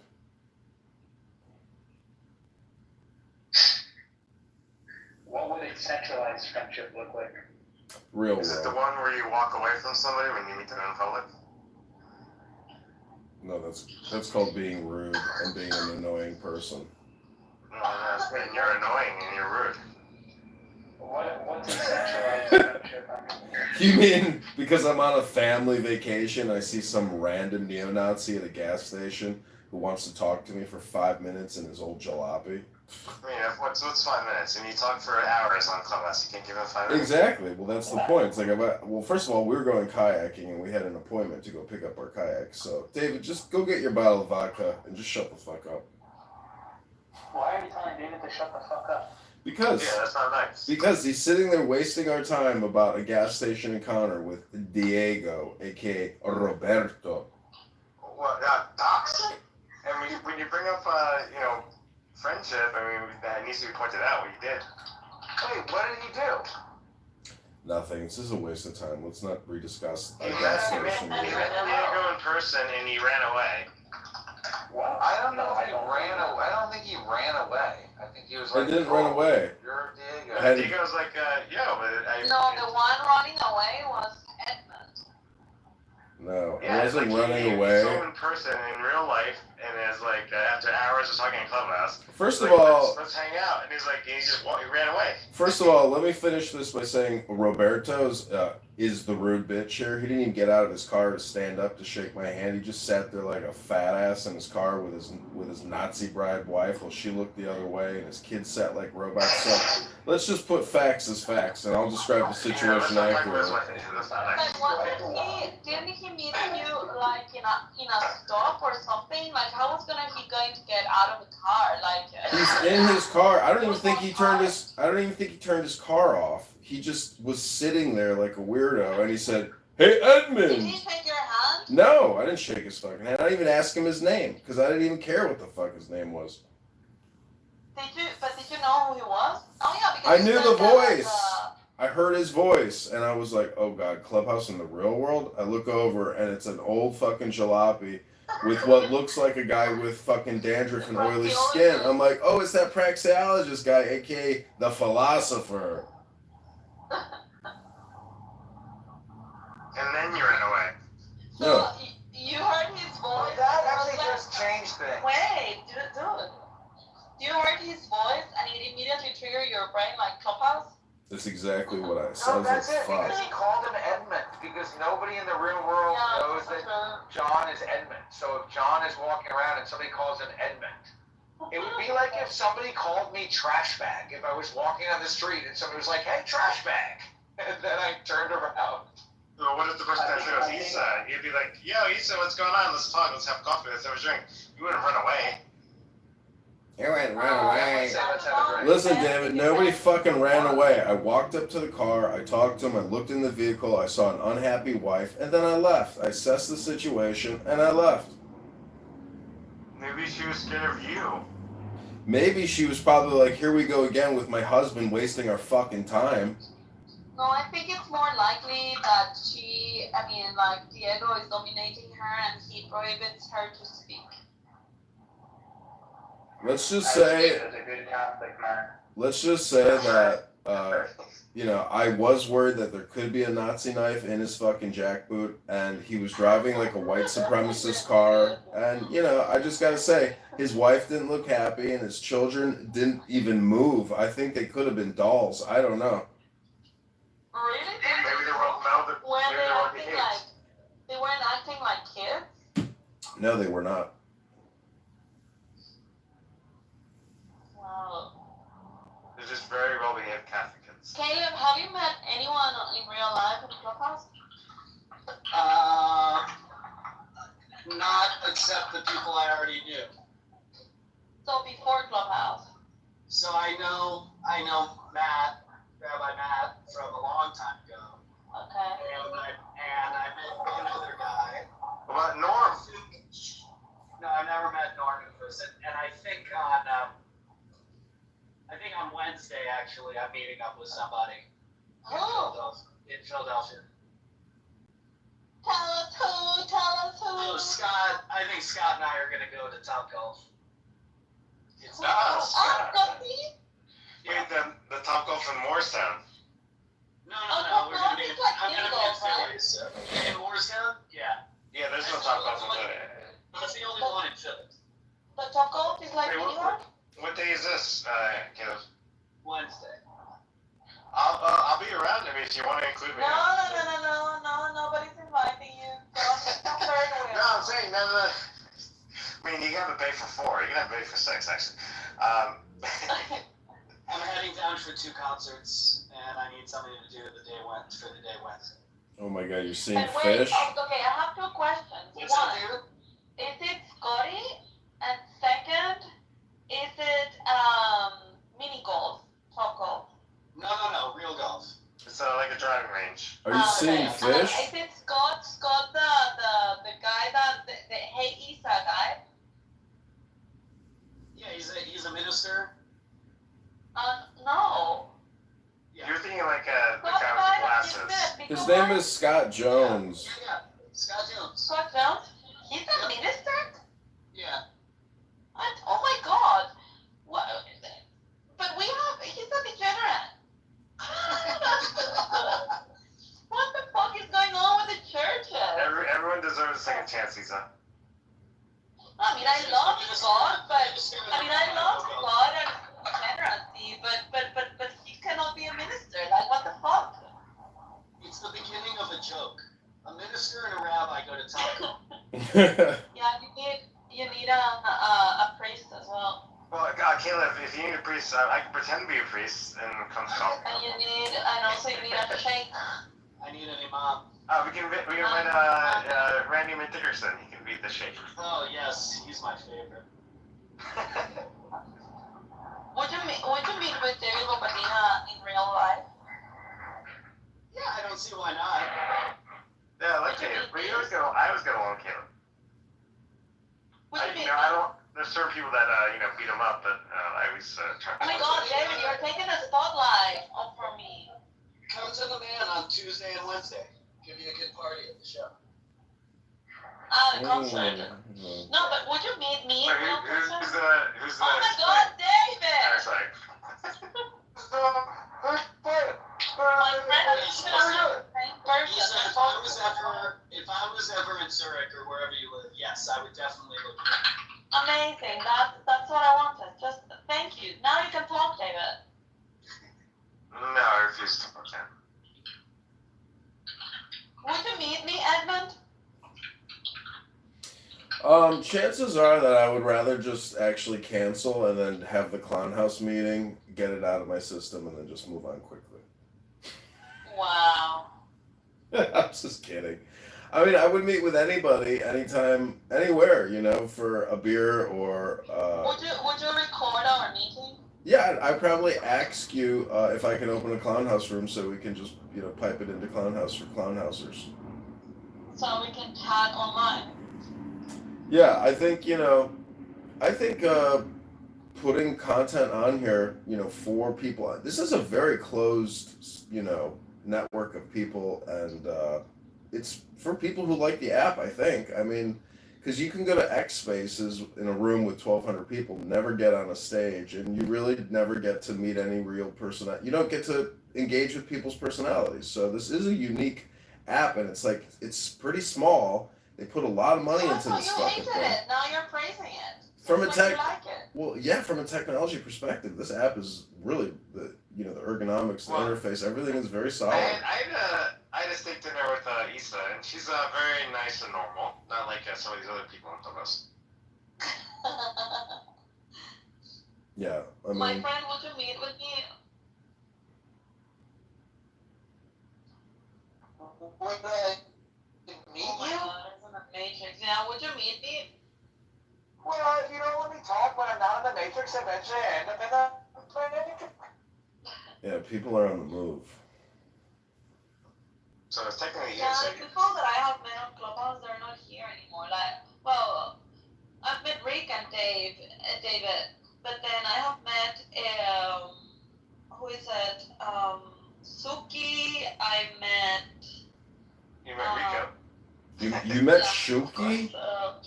Met Rico. You haven't made it to Germany yet to meet Daniel?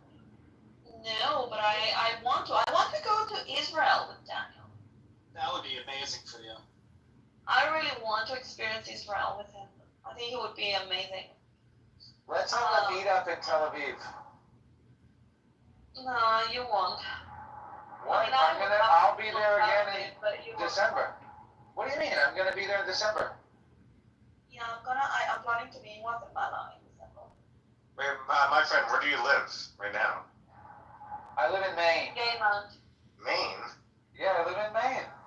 The Gayland of Maine. Why?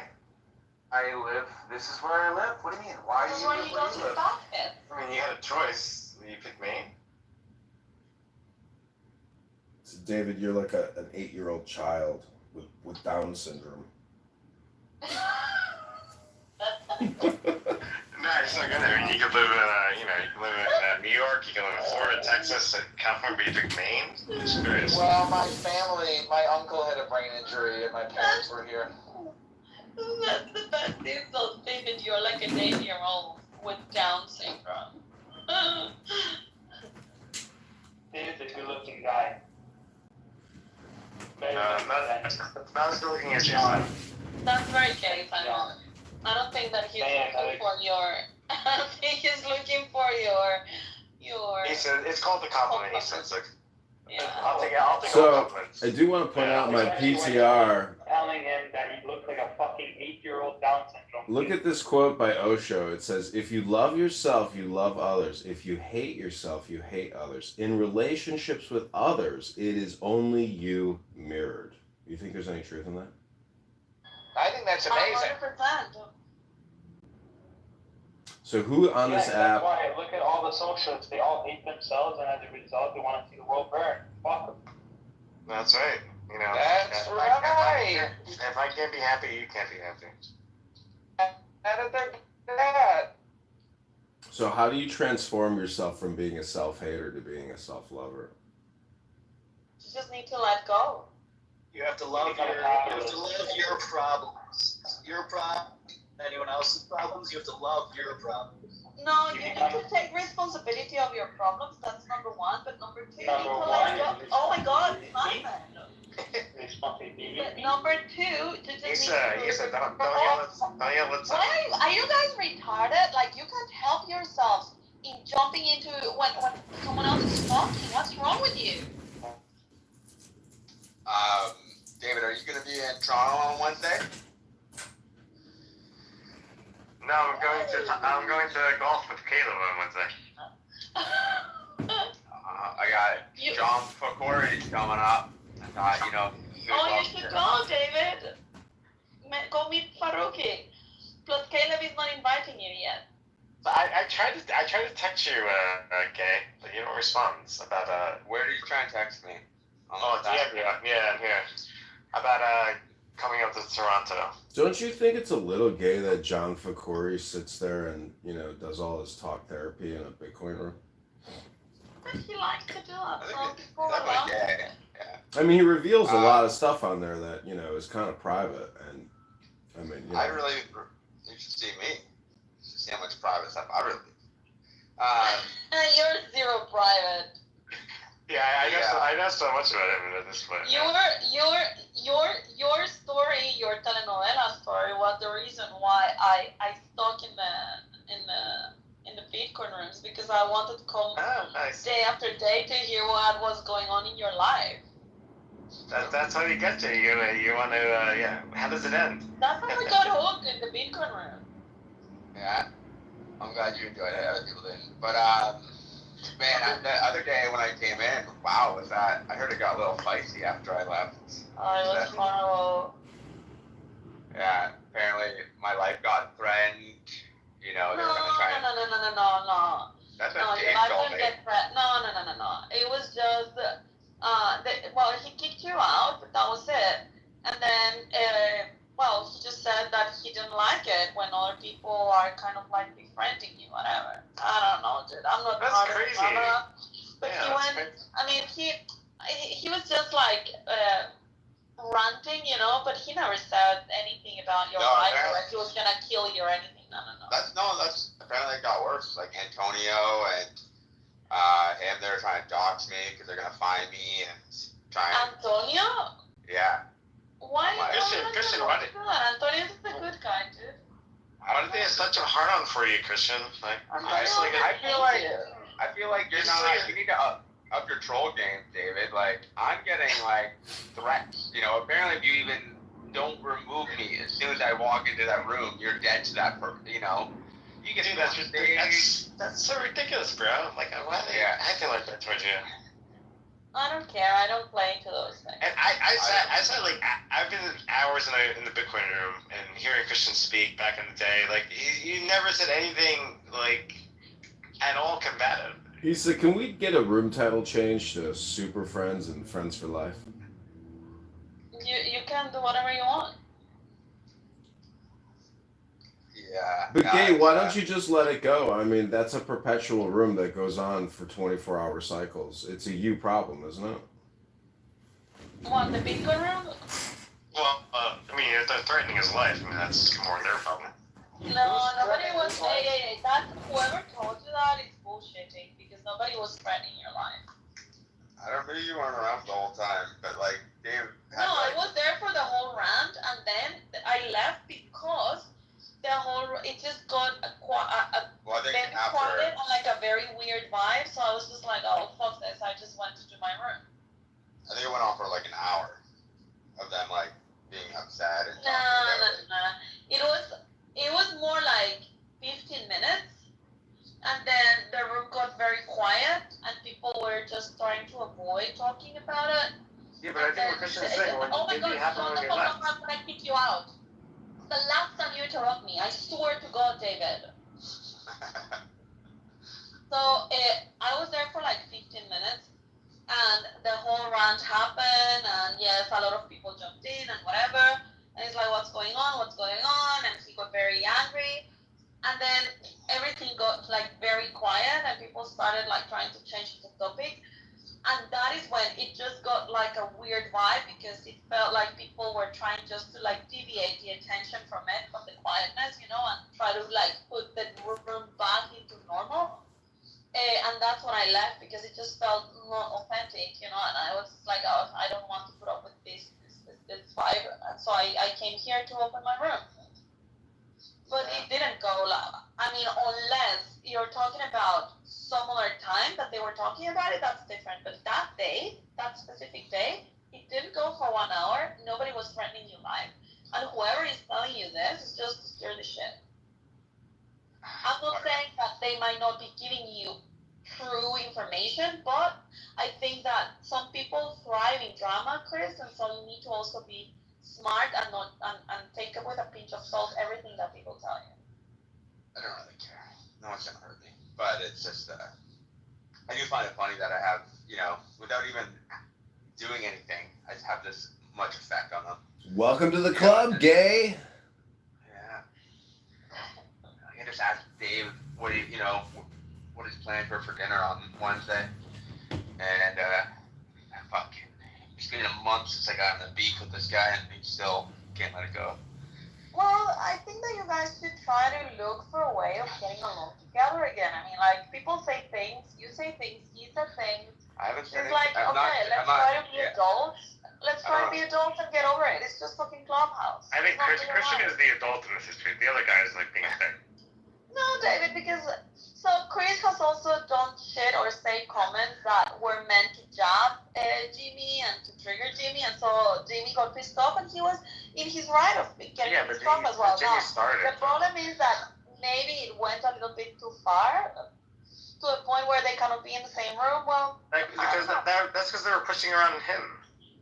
But I think you guys should try to sort it out. I mean, like, you both are adults. And you both are men, and you're managing this like if you both were two little 8-year-old scout girls. Okay, but what am I supposed to do at this point? There's nothing I can do. I haven't done anything. I mean, let it cool for now. Yeah, but there's no reason like that. And then try to see if through someone you're able to reach out. Like Hodo was saying the other day that they should try to look for a way of getting the two of you together. He was saying this while none of you were in the room. So, I mean, like, there are people that would like things to go back to normal. So I think that you should take advantage of those. And for example, Hodo, I mean, like, he appreciates you both, and he's appreciated by you both. So you should try to use someone like that. But stop with the stupid drama. It's just annoying. Yeah, I'm not trying. If Jimmy wanted to talk to you, I'm welcome to, but I don't plan to talk to Jimmy or continue the drama. Okay, let's just take a deep breath and change the topic of conversation to something more positive vibration. No, because that's the only time when we can talk about it, and because because he answered. He asked that. But yeah, I mean, honestly, Chris, don't listen to what everybody tells you because that'll just get you angrier with Jimmy. You should just let it go, dude. Just let go. And at some point, try to make peace again. You guys don't need to be friends. You just need to be respectful to each other. That's it. Got it. I can't believe this conversation is happening right now. How old are we? Why? Hey, this we had serious Why? conversations about. Why is it so difficult? I don't know. My mom told me that like when I was 10 years old. Am I being like a mom? No, it's just the fact that someone needs to be told that. Oh, come on. You all need to be told that. Do you want me to remind you of the drama that happened on our side of Clubhouse? That's right. This shit happens in every corner of Clubhouse. People are retarded.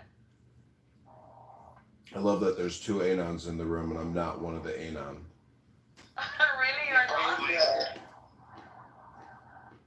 Do you feel uncomfortable? No, I don't. I just like the fact that people want to come in here and listen to this convo anonymously. But yeah, Abuela, don't you remember when the whole Clubhouse World War happened between conservatives and Alex New York and you and Francis and Ty and Ali? I mean... Did you see dick pics? Yes.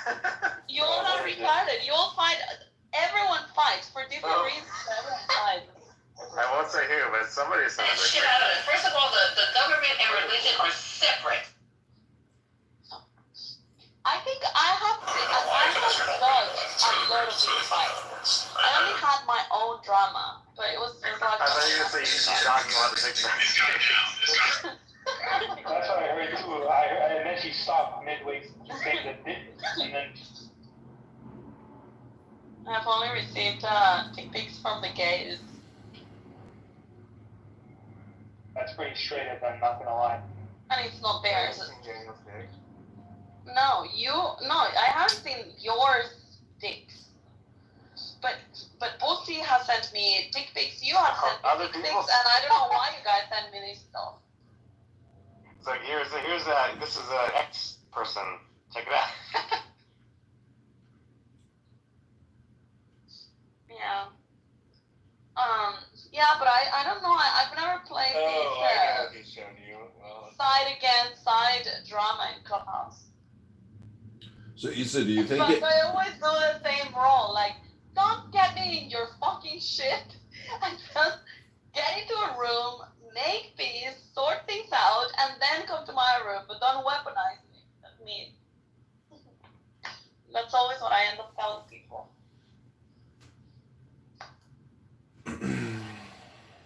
And actually, they understand.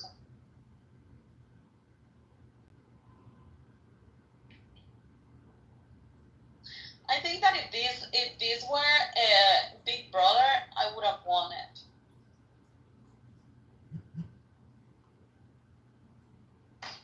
That's why Big Brother USA is just starting this week. I would have won Big Brother.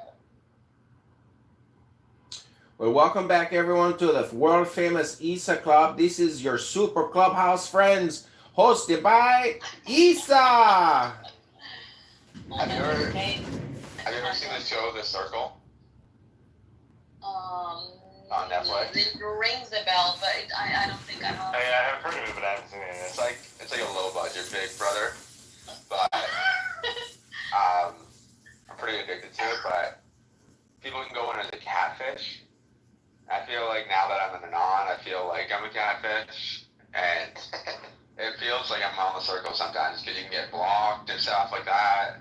That's the whole, I'm just like, feel like I'm living that world. Is it good? Is the objective to like find the catfish? But is the Circle online or is it just It's on Netflix. No, but I mean, if it's online, if it's it's like people in an apartment building. They can't leave their room. They can only interact through text. Oh. And so it's just like people trying to not get blocked, and to basically could be like an influencer, just a person that gets to block people, and they just vote, you know, how popular that person is this every couple days. It's how do you win? How many people? Starts off with like 8, and then people get removed, and they add people, and they probably go through like, I would say like 12 to 14 characters. More like, they get people in an apartment complex. Yeah, so they it's get like 100. but they don't get to see each other. They don't get to. Okay, so so they don't see each other, but they talk to each other, and they're trying to pump themselves up to be something they're not, to get more likes. Yeah, and to like, you know, form a lot. It's a pretty good show. It's almost like Clubhouse, you know. But can they sustain the character before they get found out? It's like, wait. Yeah, they'll be not like really whatever. Yeah. They'll be like sometimes like you got to do like bake a cake too, right? And so they'll be like, if it's a chick, and then it's a dude playing a chick, it's like it might be pretty obvious. So what happened? You can't be. Are you saying that Diego? So do they live in their own apartment? Are you saying that Diego rage quit? No, so they have like a kitchen and everything. Yeah, they can't. But they can't visit each other, right? Yeah, and they can't. They can only leave to go to like their gym. I don't know. It's just basically they can't leave. They can't. They have no internet, no nothing. Yeah, you know what? That'd be funny if they shared one gym, but they couldn't talk. So at one point of the day, they see each other. No, they have like time. I think they have time slots that they can, you know, each person, so they're separate. I know, but it'd be funny because like now you can see everyone what they look like, but you can't talk to each other. Funny, David. I find it really good.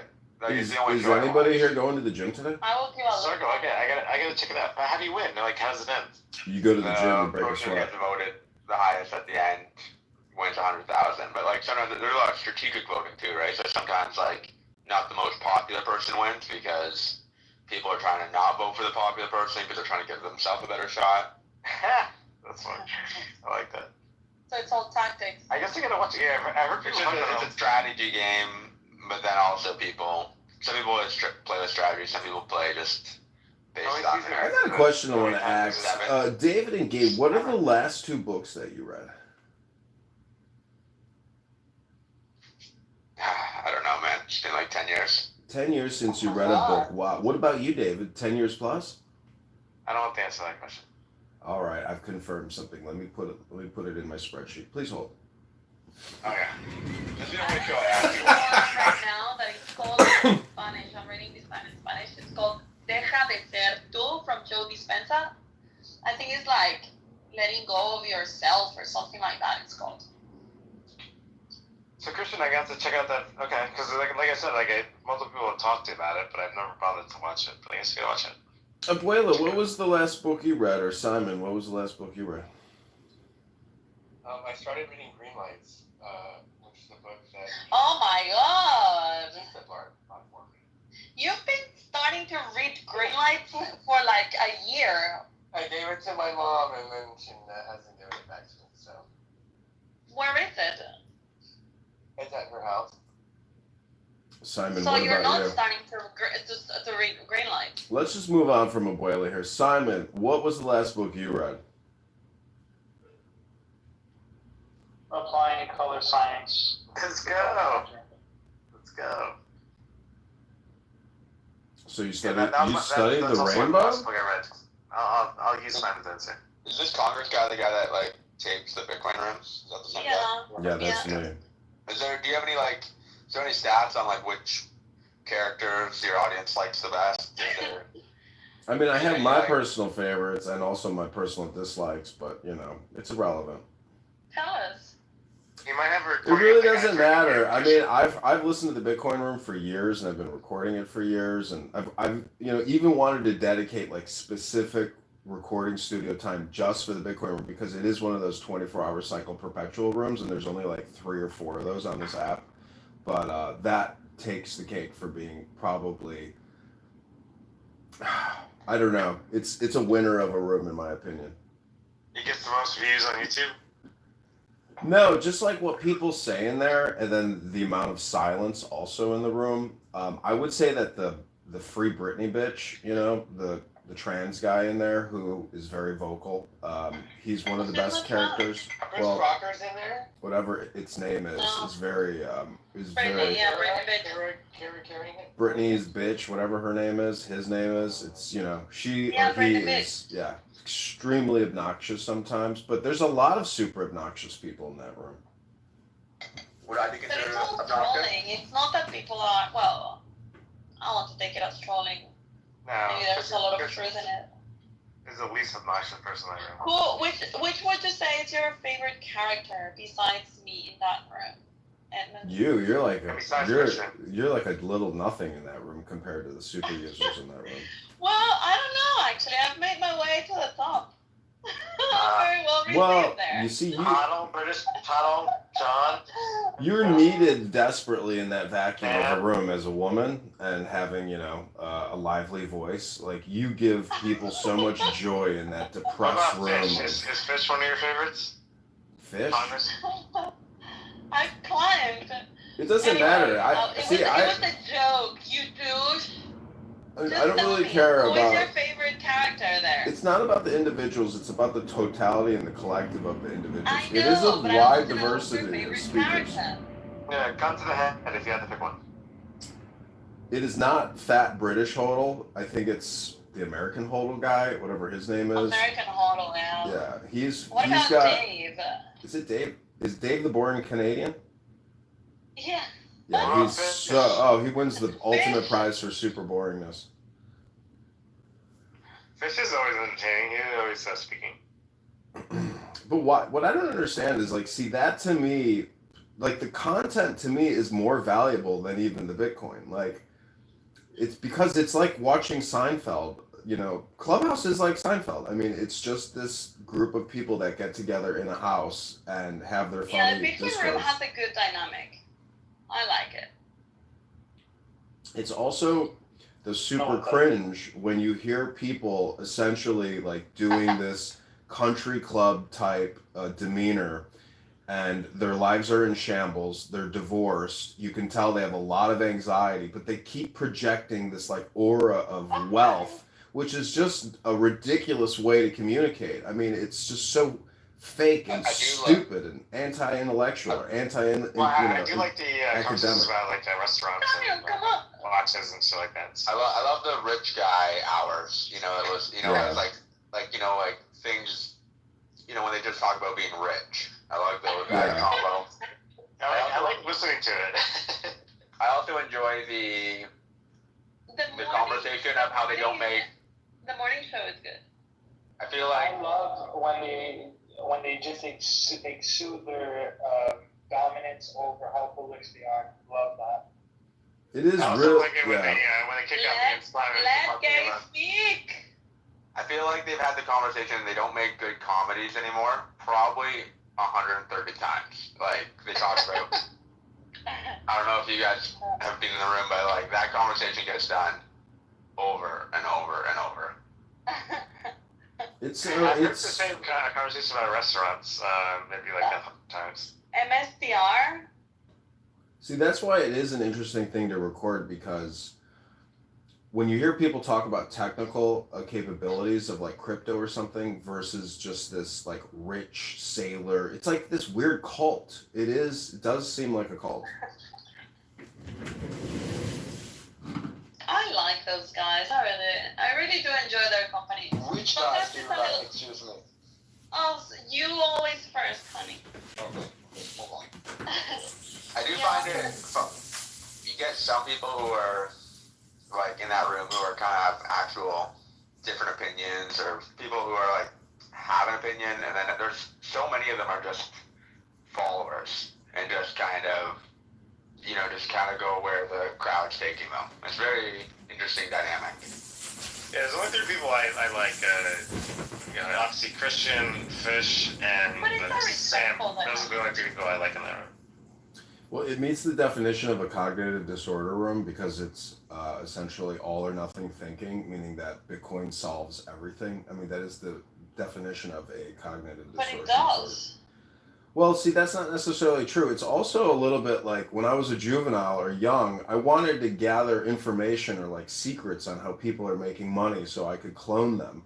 And so you may have like a bunch of stragglers who don't really understand how to create value. I mean, this spam has value and people monetize spam, and that room is just another fucking. Everything is spam, and you're the biggest spammer of all. I'm not. I'm the biggest recorder of spam. Yes, you are, dude. Like you are streaming all these stupid conversations on YouTube, on Instagram, on Facebook. Like if that's not spamming, then I don't know what it is. You're spamming the internet with us. No, I'm recording spam. More money to upload your nothing content. Instagram has warned. Instagram is now warning me if I don't have 1,000 followers, they'll no longer let me stream. The environment by running these data centers.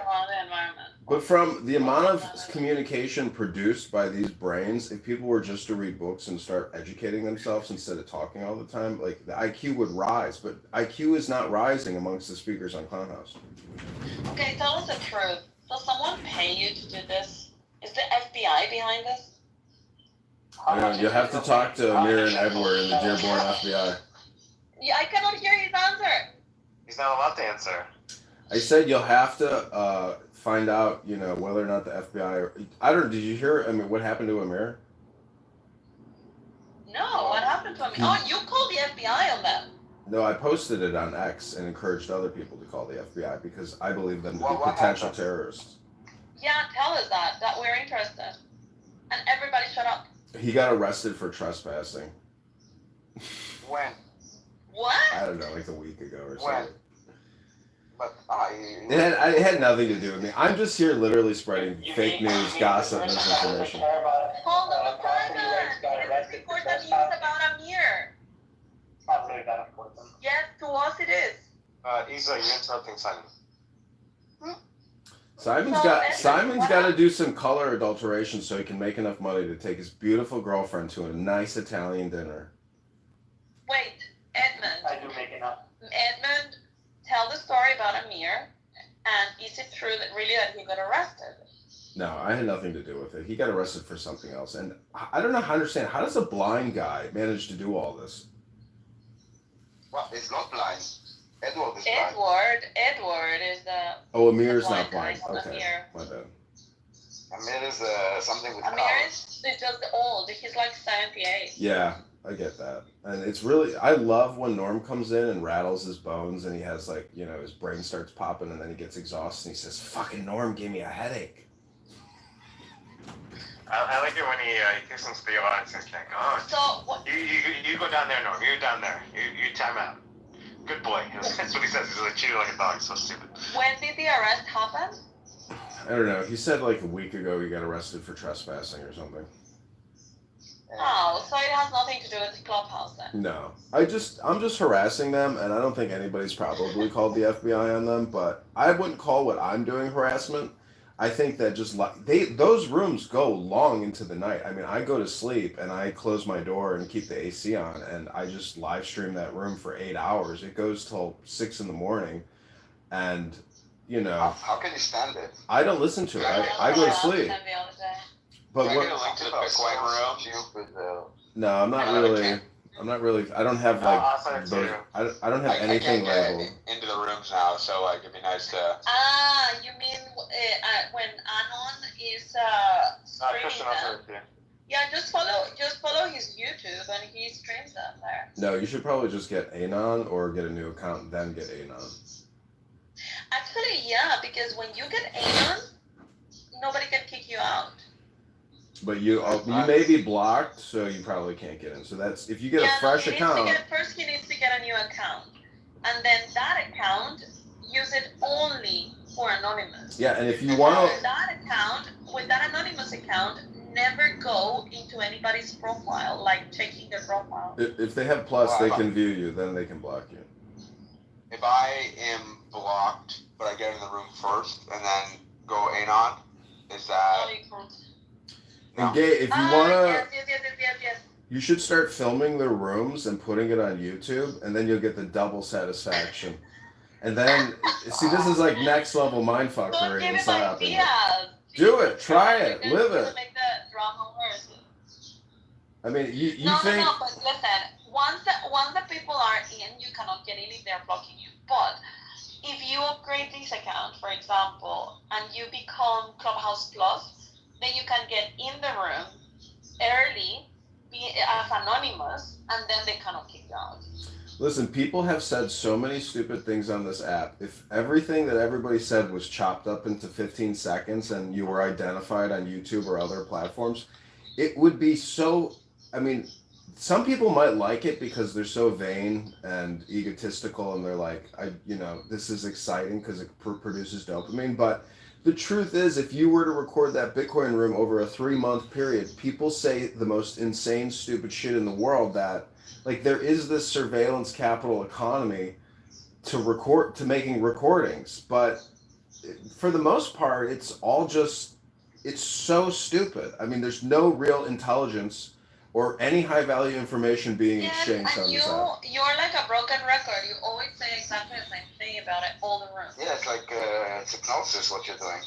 Yeah, it's communication is hypnosis. Yeah. Well, what you guys do is what everybody else does, which is you are a couple of cats that bat around a mouse, and then when you get tired of that mouse, you bring up another mouse to bat around. And I'm just trying to like understand communication. Yeah, you say it like it's a bad thing. No, it's a format. It's basically a roast, is what it is. This app is nothing but a roast show, and every good room is like this put down roast show. The other day, I was on YouTube watching my podcast and whatever. When I don't not here on Clubhouse, I actually watch interesting stuff. And all of a sudden, like an Edmund video came up, and it was Jeff plotting against you, right? Like saying, yeah, well, anybody that hangs out with Edmund, we're gonna like kick them out and whatever. I was like, what's going on? But you were streaming that room, which was funny because they were plotting against you, but you were listening to them plotting against you. That's when it gets really fun, is when you're recording people who are like making death threats against you. Like that's when you've entered the next level of psyop, and you have essentially fucked with people's brains. It's fun, and then it's so much fun to record it, and then even dox yourself as well as self-deprecate. Like that's next level comedy and intelligence. Because I don't really want to have any real enemies in the world, and I feel like there's a deflationary aspect to like being self-deprecating, where it's like you're not a threat because you're totally transparent. Yeah, I don't mind people making fun of me.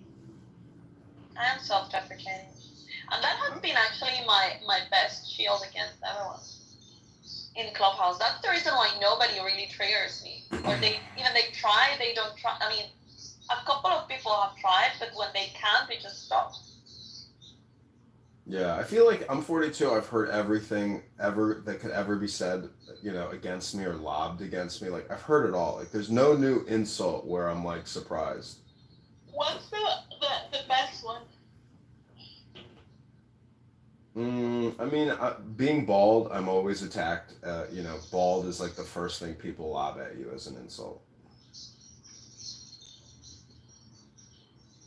Which is really very people weak. make fun of people who are bald. Is that a thing? Yeah, it's like the first thing you can visually attack somebody with. But it's a bad insult because it's like that's the best you got. Insult though? You're literally stating a fact. No, there's someone that is has like, and I asked you before, he didn't answer me. A person with like 25 phones that is all the time recording has such a shitty microphone. Like yeah, it's the worst. It's so crazy. This is such an expensive phone too. I'm so surprised. He's poor. He needs to buy some. Do you want us to do like a GoFundMe for you? Yeah, absolutely. What do you do for Campaign to elect John Kitover. He works for the FBI. Have you not seen the ID that is going around Clubhouse with a photo of his not FBI, but like an agent or CIA, whatever. No, but actually though, because if he does work for the FBI, literally, like I can't think of a job that provides like less value. So, like, Well, see, this is the fucked up thing about a country that is plagued with $40 trillion in debt. If I was a federal agent and I wasn't spending money and creating more debt and spending and borrowing for the American people, just coming on here and gathering intelligence would probably be the most patriotic thing I could do. Intelligence, there is no sign of intelligence here. This is the truth. Honey, you know what? I was thinking about you the whole weekend. Because I enrolled in an AI course. It's just like a very intense one. I did like 7 hours on Friday and 10 hours on Saturday. What do they teach? And oh my god, now I know how to do agents and apps and design and shit. And they taught me like 20 platforms. Like I am excited now. She's gonna reteach it to us. Well, it was like all in all, I think it was like 20 hours, 10 on Saturday and then 5 and 5.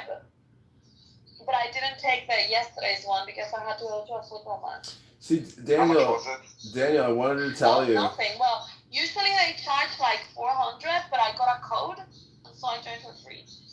But I guess that a lot of people join for free. But it's one of these type of courses, you know, where they kind of like pitch you a next level course where they actually teach you to code and kind of like more stuff. But with what I learned this weekend, I think it was like already a lot because it brought like my head to a next level. It was live or recorded? I don't know. It felt like it was live because the guy was talking about like, oh, tomorrow, and he would say the date, you know, and things like this. So I think that it was live. They were recording it, but they don't provide you with the recording. So they're doing it very smartly. And so part of their sales pitch was the future is going to be of those that are, of course, that have AI skills, but also management skills. And so they kind of like sell you a program where they have like a mini MBA so that they can teach you management skills, you know, in finance and operations and all of this kind of stuff so that you get knowledgeable, let's say, in a corporate world, but also teach you the AI side. So I don't know. It was good. I thought it was good. Interesting. What platform was it? It's called Outskill, outskill.com. And yeah, like I learned a few things, you know, well, a lot of things. Probably like of the 100% that we received, probably like 70% I didn't know. So it was very helpful. Did you get like something written? Yeah, I got a lot of stuff written. I got the different apps that we were using. I can send you the list. Tell me. Honestly. The last 3 hours, I just screen recorded them because it was like US time, like East Coast time. And so it lasted until like 2 a.m. or so. So I gave up at like 9. And then I recorded the last 3 hours or so. Or 4. And I have to watch those still. But yeah, it's good, and they show you also how to monetize it and how they use it. And these guys have got like 800,000 followers, you know, in Instagram, or 1.2 million in LinkedIn and stuff like that. It's like they actually use AI in order to run their business. They're Indian. They're so freaking smart.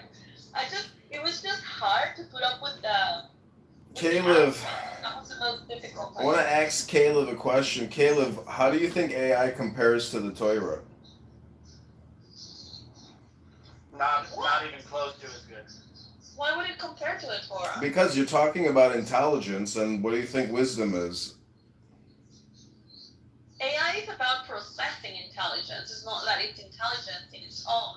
You give it knowledge and it processes it like really nicely.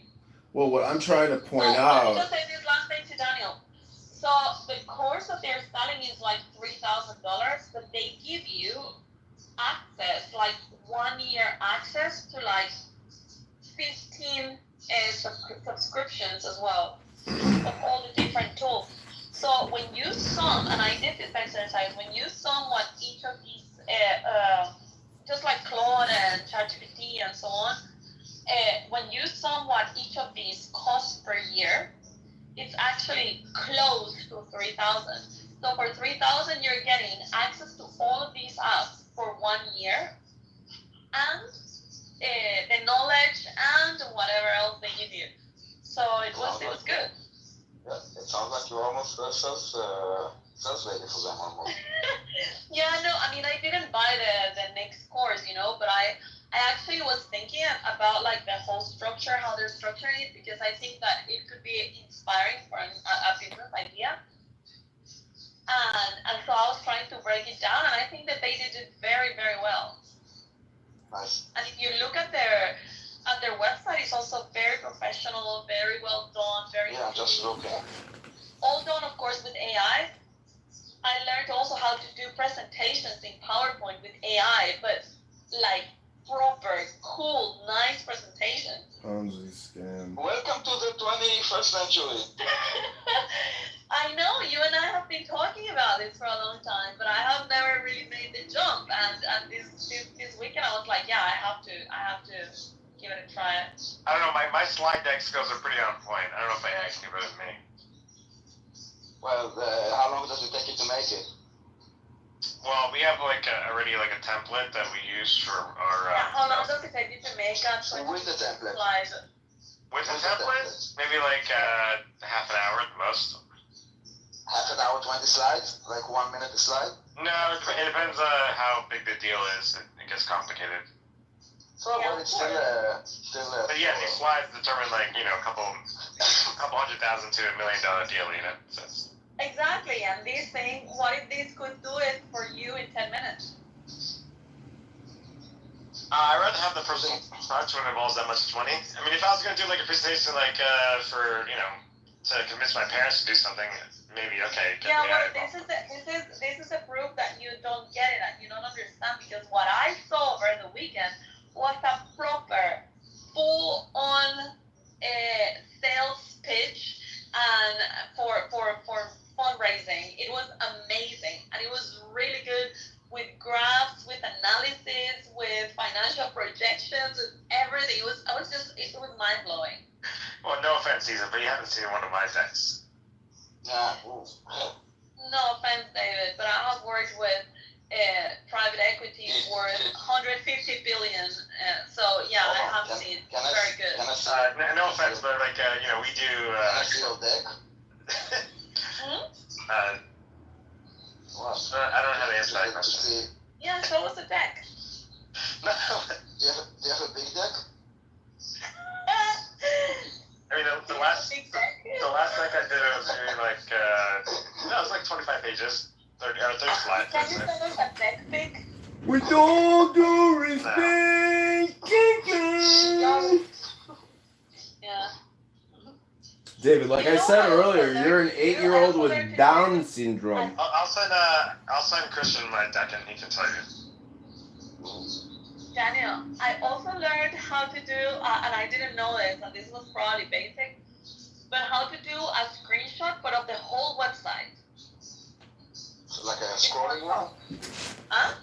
Like a scrolling one? Yeah, it's like scraping the whole website, but it's in one screenshot. Yeah, I have an app for this. Is this our Nathan? Nathan for you. Is this Jewish Nathan?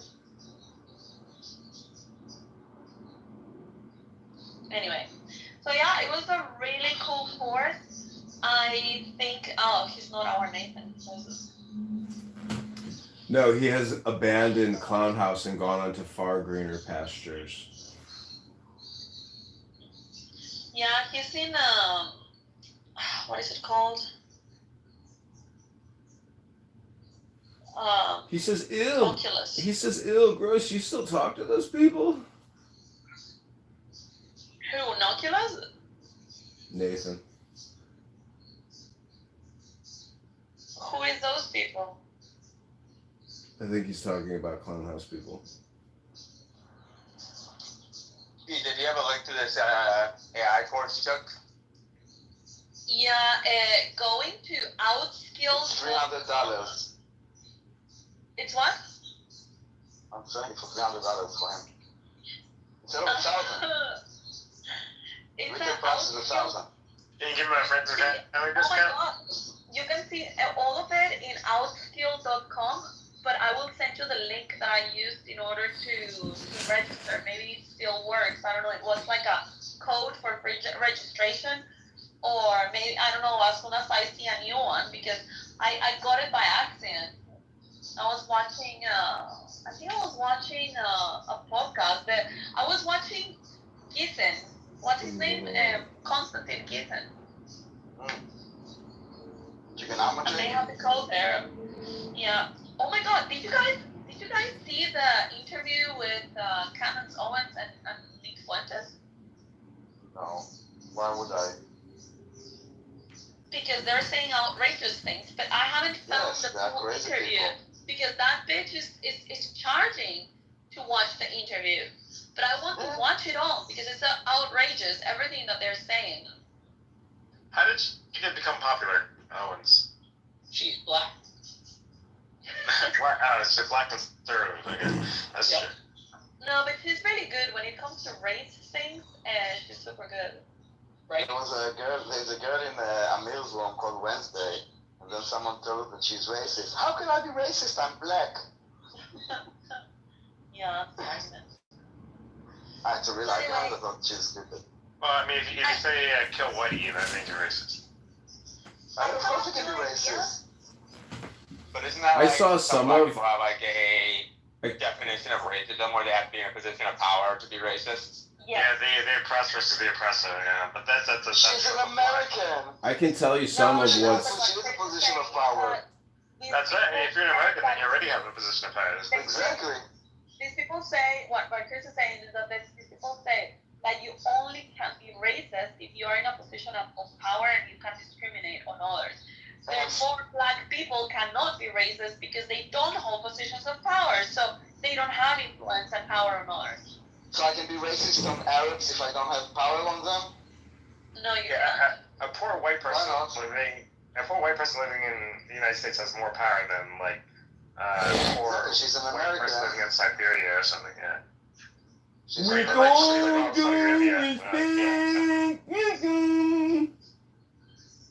You have power on the Gaza. I'm a human being. The reason I'm saying I'm hyper focused on that because that's the part that really pissed me off. Like that's the point where you realize we are animals. Because the Mexicans said that about your fucking people fighting. Like Mexicans don't fight. Like there's not Mexican gangs. Like are you kidding me? Asians be fighting. White people fight, Asians fight, Mexicans fight, blacks fight. That doesn't make you animals. What you should have said in Spanish is there's just one saying, tell me who your friends are and I'll tell you who you are. That right there isolates that to say, hey, maybe those are people that grew up around violent people and so that's how they reacted, right? That's what you can say. There's a very Spanish saying, tell me who your friends are and I'll tell you who you are. And it's so That's like the. that's all he could have said. Fly together. Yo, Patty, he got mad at me because when I came off mic, I was like, man, I can't believe that you allowed them to call your own people animals right in front of you. Like, well, you wouldn't have all that bass in your voice as you, bruh. Why you got that energy for me when you don't have none for them when they in the same car with you clowning your race in front of your fucking face because they know you pussy. But they know good and well they can say that in front of you, right? The magical unicorn, you're the magical nigga. You're not. Yeah, like you that. weird for that. Yeah, I get that a lot too, though. The magical nigga part. I'm a magical nigga too. You know, when I go in these places and I'm the only black person in the building, and I can groove with everybody, I can connect with everybody. They look at me like the magical nigga too, though. I don't let nobody say shit about my people. Every day. My daughter has gone to school with Asians. She's gone to school with Arabs or British kids. You know what she told me? That they use that word nigga like they'll like repeat rap songs and use the word. And she was like telling me one day, I was in class and he was like, yo, what up, my nigga? She's good. You can get a good video from Bob like But they that. call each other that. They call each other that, right? My daughter don't act. What? When they used to say that nigga shit and they wasn't black, used to go crazy, ain't it? She was like, they lost their damn mind, mama.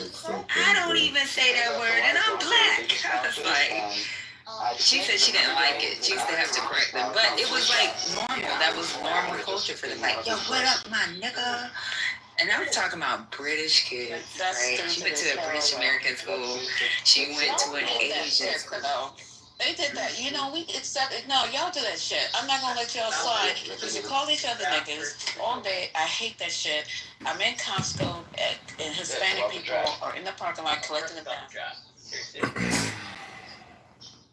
Mixette, I asked Caleb earlier, how do you compare AI to Toira? Like, and he says it doesn't even compare. So why do you think Toira is so much superior and powerful when compared to AI?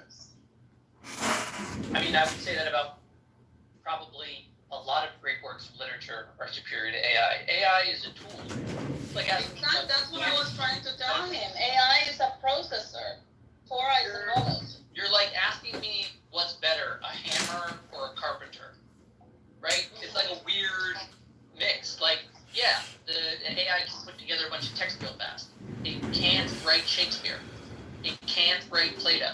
It can't write, I don't know, my favorite author, Hemingway. It can't write, what was it? Well, it can now because you give him the knowledge and information. No, we're not giving him anything. He's copying us. If you're impressed by AI, you're impressed by yourself. You're a narcissist. It's a tool. You're like taking. But that's what I'm saying. Like, I'm agreeing with you. So you're saying it's downstream? Yes. Yeah. Now listen. If they achieve like a greater level of intelligence, like a superior intelligence, rather than just an amalgamator of human intelligence. That could be something. That would be a superior intelligence. And we haven't really crossed that threshold yet. We're just making pretty bots that make a bunch of words real fast. So let me ask you this question. When people say the now is all important, do you think that the now is a compression of the past and the future? No. I think that it's more that the past and the future don't exist, and the now is the only thing that does. Okay, so if the now is the only thing that does exist, was the Torah written now and was the Constitution written now? The Torah was written before the creation of the world. But it is still valid now. You know, it's valid as long as there are human beings alive and literate. So what do you mean when you say that the Torah was written before the creation of the world? Oh, that's a good question. It's discussed in the Mishnah. The rabbis specifically discussed that. They say that what they mean by it is that the Torah is not a superimposed self-help book constructed by a guru or even multiple gurus and councils and generations of wisdom. They're saying it's not that. It is from the nature of man. They're saying that by your nature as a human, this book has value to you.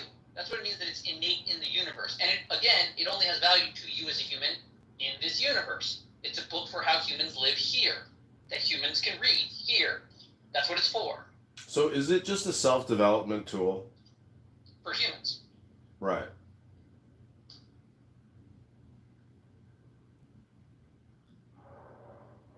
So, I mean, a lot of people say that people can't change, but don't you think that the programming in the Torah can essentially help people do self-development, but people are too lazy to read books Anyone that nowadays? says that people don't change just doesn't want to change. I mean, have You you... guys know that 335 grams of watermelon has only 100 calories? I mean, who doesn't know that? Well, it's mostly water, right, Issa? Right? And what's water made out of, everybody? But it's 2 very hydrogen molecules and 1 oxygen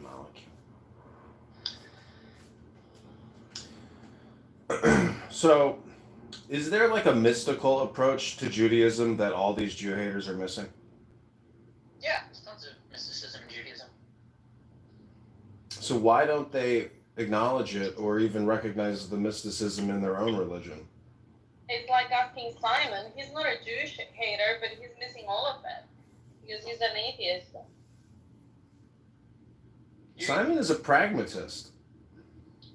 You're asking why don't the Jews today talk much about their mysticism? No, I'm saying that all the Jew haters, like Candace Owens and Nick Fuentes, are never going to discuss the mysticism in their own fucking religion.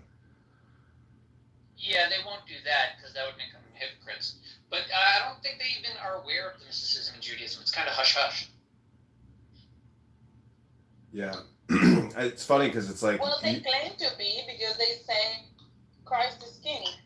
And they claim to be like very introspective and Jesus or God-like people. No, they're hyper-polarized political people. What I'm saying is when you look at your average Orthodox Hasidic Jew, you don't associate them with being hippies. But if you listen to Notori Karta, they're actually very much like peacenik hippies.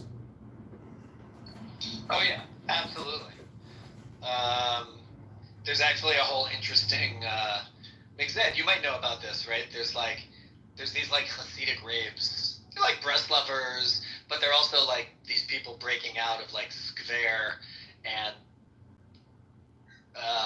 have you heard about this? They all take mushrooms and LSD and trip out like as Jews. I've never heard of that like specifically, but like, you know, I'm in Muncie. I've seen plenty of Hasidim wander around, you know? Yeah, for sure.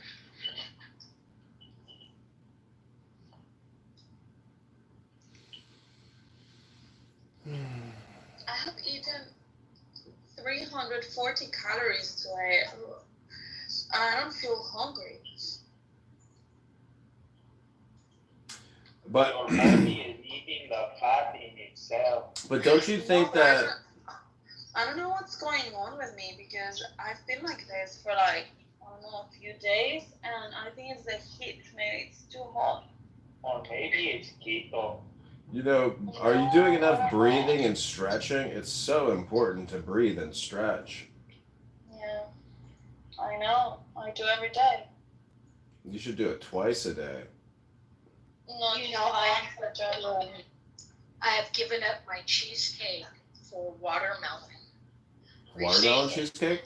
Don't add cheese and don't add cake.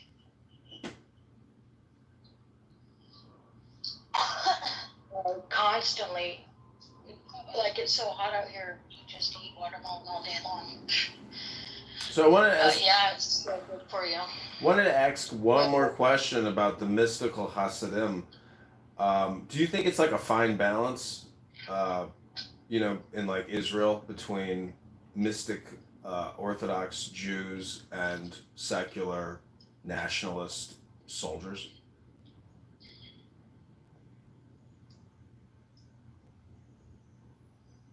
I mean, I like the mix, but I don't know. I did read in the news that they're like calling up 50,000 Orthodox Jews in Israel to service. Well, they're trying to. Turns out 50,000. They're trying to, but do you think they'll just like get arrested and fined? Let the party, dude. The coalition is dead. People will be out. The thing is that those warrants are already out, and now stopping them or canceling them is even a bigger step than not issuing them in the first place. You don't have any legal basis to cancel them. You could postpone not issuing them. You understand what I'm saying? But now that they're out, it would be really hard to just cancel them. You mean cancel the orders? Yeah, the drafting orders. Until now, basically, every time they kind of like extended the not requirement to send them. But once they were issued, it's like I issue you like a ticket, okay? It's for driving. If I don't issue it, nothing happens. But if I issue it, now to cancel it, it's a much bigger legal issue that they need to be a reason. A legal issue, yeah. Well, what can be done to incentivize these young people to go join the army? I mean, they can surely be incentivized. Either buy a different mic or buy a different mic. Like, make your own choices. I don't know, man. You can apparently hear at least some of the things I'm saying. That's not enough. No. We're gonna combine them together into something. Who sounds worse, me or Simon? You. Drinks on your soda. Can't you just, I don't know, disconnect the headphones that you have or connect the headphones if you don't have? I don't know, do something? No. I guess not. Anyways, welcome back everybody to Super Clubhouse Friends, organized by the superstar Isa Watermelon de Guatemala. This is the afternoon program. Watermelon. So yes, I see that basically. Oh, my AI campaign strategist is here. A French court decision will basically make any Palestinian eligible for asylum in France. Oh, yeah, well, that's shit. I don't want Palestinians in my border. You know, yesterday I walked at 2 a.m. for 45 minutes. And I wouldn't have been able to do that if I had Muslims around. Okay, is this mic better? Yes. You try to interrupt someone talking to see if it works. La la la la la. Talk over me. La la la la la. How much was that AI program? $3.95? Now it works. Now it works. Now we can just ignore you regularly. So I was asking, how can the Israeli government incentivize the 50,000 Orthodox Jews to join the IDF? They don't need to incentivize them. They send them a drafting order. The incentive is that you want to stay out of jail. You want to get a driving license. You want to be able to leave the country. Stuff like this. It's the incentive. If there wasn't a draft in Israel, how many people do you think would actually join the army to fight? Many. I don't know how many exactly. I'll tell you who would be. I mean, it's basically the makeup of the army now, but it would be Poor Mizrahim, and it's elite religious Zionists. That's who joined the army. No, I think you're talking about a very sub-sector of like the army. The army has many units with many different positions in different places for different people and different capabilities, let's say. Well, that's true. But yeah, I know what you're talking about because you're talking about the fighters, basically, the frontliners. Yeah, like that, you know, for poor Mizrahim, it's a social mobility thing. For religious Zionists, it's, you know, religious. But you know, for example, the Air Force is different. Yes. Or like the pilots are different, and they are playing a significant part in every war. So, but in general, I think that many would go, like the majority of who's just being drafted right now. There are very few people that kind of try to leave the army. And if you really want, you can leave the army. Correct. Because I'm like, in principle, I'm completely opposed to the draft. Really? Why? You're opposed to everything. Actually, it's a really great thing in many ways. First of all, it creates like a melting pot for the Israeli society. Right. You know, we each come from a different neighborhood, a different background, and sometimes you live like in a very similar socioeconomic, even racial or ethnic. And there. You mean it socializes people?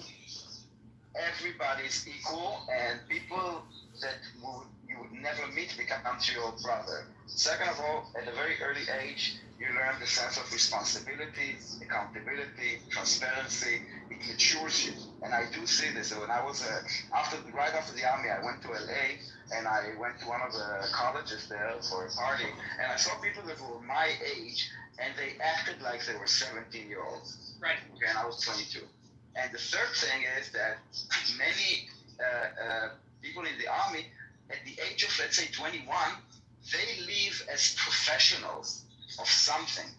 Like, they really get hands, like, really like, I don't know if it's from tech or if they go to do like, I don't know, something in medical, they get like really great experience that they would never get if they would start it in a startup or I'm not disparaging. So I'm not disparaging like the actual benefits of like what like the military actually provides. I mean, I think that's undisputable. But like I'm simply saying in terms of like a freedom sense. Yeah, of course.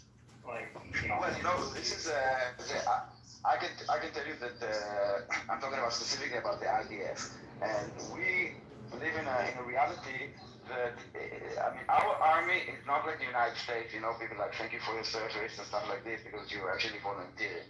This is the army of the people.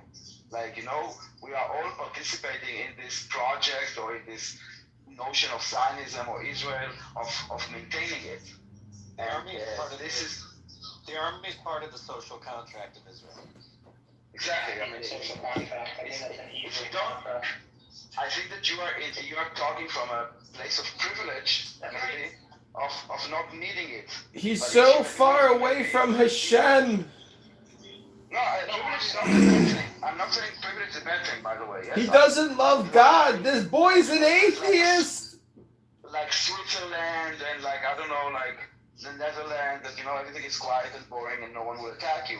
Like no one wants to go to the army, but as it's a necessity and we understand the necessity, taking part of it is meaningful. It has a meaning, like a strong meaning. But that's why I'm asking, like how many people do you think would actually join the army if there was no draft? Because I think the majority of them. Because they are really committed to. Actually, you can see that when October 7 happened, a lot of people enlisted in order to help Israel, and not only people in Israel, but Jews around the world. Yep. People stop their vacations. People would go on trips to like I don't know, like the Far East, like they were planning it for like a year, and they would stop and come back. And by the way, from all ages, there were like people 70-year-olds that like went into the car and started doing stuff. And also after 7th of October, when there was like the country, the government took them like a week to kind of understand what's going on. Everything that was done was by civilians, from making sure the soldiers have food, and even like buses and driving them because it was Shabbat, and the buses don't work on Shabbat, and until the government kind of understood this. Anyway, like all those operations, including renovating like houses and providing furniture for the people, everybody like contributed. There were like about 100 restaurants in Tel Aviv that every day made like thousands of meals, and then another group of people would take those meals to the north and to the south. It was an amazing operation. They had more people than they could actually manage. They were actually rejecting people because there were too many people trying to fight for Israel. So there's your answer, Simon. People in Israel, it's like a different thing. And I hear it from people that go to Israel. I've never been to, but they say that when you are like walking or speaking to people, like you breathe really like that love they have for their country and for what they have built there. They're really very patriotic. And more than patriotic, it's about their house. It's about their survival. And you can actually feel that they. Simon, you need the draft because it's political. They believe it's like paying taxes, okay? It's like paying taxes. No, it's not. It's political. It's political. It's political. The way that you contribute or you participate part of your time or part of your wealth for the country. Yeah, but that's not it. But that would be the bad example because they are forced upon you, and that would be a good position for Simon, not against The draft is political. Is more comparable to public education. Yes, it is. Yes, in terms of the effect it has on society. Whoa, slow down. It means that everyone thinks the same way. There's a rubric. There's a regimen that everyone gets. It's a casting. It's a conditioning. It's sociological. American science. In Israel, they make sure all of the Israelis understand how to be Israeli by having the same educational regime. And part of that is working together as a team to defend the home front. Teamwork. Public school. There's no I in teamwork. Wait, how does the American school system teach that? Well, it doesn't anymore, but it used to teach civics. It used to teach civics. It used to teach patriotism and things of that nature. And we used to have a draft. Which is way, way worse. See, America is in a position of privilege where we are safe enough, we are secure enough, we are advanced enough in our military that we can just like select of our group, and we have this professional military. By the way, there's no wishes to get a professional military. Professional militaries are way more dangerous than drafted militaries. But in terms of like the effects of social cohesion, yeah. I admire your love, army, then everyone's Mr. maintaining the state. James Bond. Good morning. My name's Bond. James Bond. Here's an interesting piece of news to change the topic. The Israeli Supreme Court ruled that the chief rabbinate has to allow women to take the same rabbinical tests as men. They're starting some fights. It's political.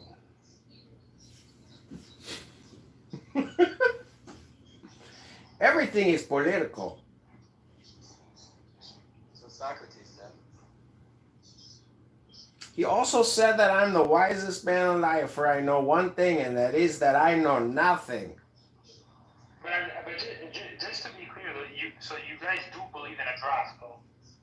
Yeah. Yes, I generally like a Pilsner. Ice cold in a cold mug. Yeah, I didn't ask about that.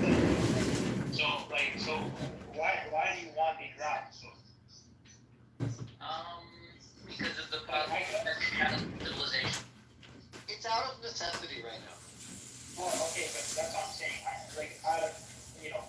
I can understand, for example, like this is why I don't call myself a Zionist, because I don't want like some ethno state based off Judaism, but I can understand the necessity of that type of state arising when like everyone is just out to get you in that sense. I can understand out of necessity. Simon, it's social conditioning. It's the government is taking action because they know that they have to re-educate these people and get them prepared for the future and integrate the society. It's more than that. Every society knows that they need to integrate their existing citizenship and future citizenship into the existing state apparatus. That's why they educate them. It used to be worse. They used to say, if you weren't born here, if you didn't come from here, if your ancestors didn't come from here, you don't belong here. They changed it up a bit. But they still need a baseline of agreement amongst Americans. Even though we want liberty, we want everyone going in their own crazy direction, we need to be able to communicate with each other. That's why every single state, since the dawn of man, has been founded upon an indoctrination campaign to get the citizens on board with the state apparatus. Every single one without exception. I think the biggest difference in terms of like what's actually happening now is that the immigration policies that we have are completely irrational. I think to make it, I really don't like the position that immigration is a right. So you can go to a country, you can educate yourself, you can go freely to work, educate, buy a home, raise a family, whatever. But just don't make these people citizens. Make it as difficult as possible for people to actually. Welcome to Simon's world, Simon's preferred world. Simon, we're trying to discuss reality, Simon. That's what good communication is. We accurately describe the situation. You want things to be your way, but unfortunately, you're denying reality. I'm not denying reality. I'm saying there's a better foot forward. Like everyone just talks about doom and gloom nonsense that you can't actually affect. I'm saying, okay, like what's your actual position? That's why I said your actual position is that you believe in a draft. I'm saying I don't believe in it. I understand the necessity for one at this very moment, but in principle, what's your actual position? You're still saying, yeah, in principle, I still believe in a draft. Okay, well, I disagree with that. Okay, I'll say it differently. It is my opinion that if a state finds itself in a position of warfare, then everyone who is a beneficiary of the peace and security that that state apparatus is designed to provide has an obligation upon themselves to defend the state. So I think that applies equally to all citizens. I don't know why you want to select some and ignore others. Because I believe that people who don't want the state to exist, if a state can't defend its own principles and values, then it doesn't deserve to exist. And that's why I have a lot of respect for Israel, because regardless of if there was a draft or not, I do think that there'd be enough people to actually volunteer to go and defend its principles that they live by, just as much as I think Americans would as well. And that's why I have such respect for America, because even though there's no draft, there's still a group of people who dedicate their lives to defending it. And if push comes to shove, if there had to have been one country I'd die for, I would definitely, do that for America. Because I do think it's the only country on the planet worth fighting for its values. You would die for America, Simon? I would. I have to be. Wow! You know, part of surviving is making the other person die, Simon. For me, yeah, I'm not very well. I'm reminded of, I think it was General Patton.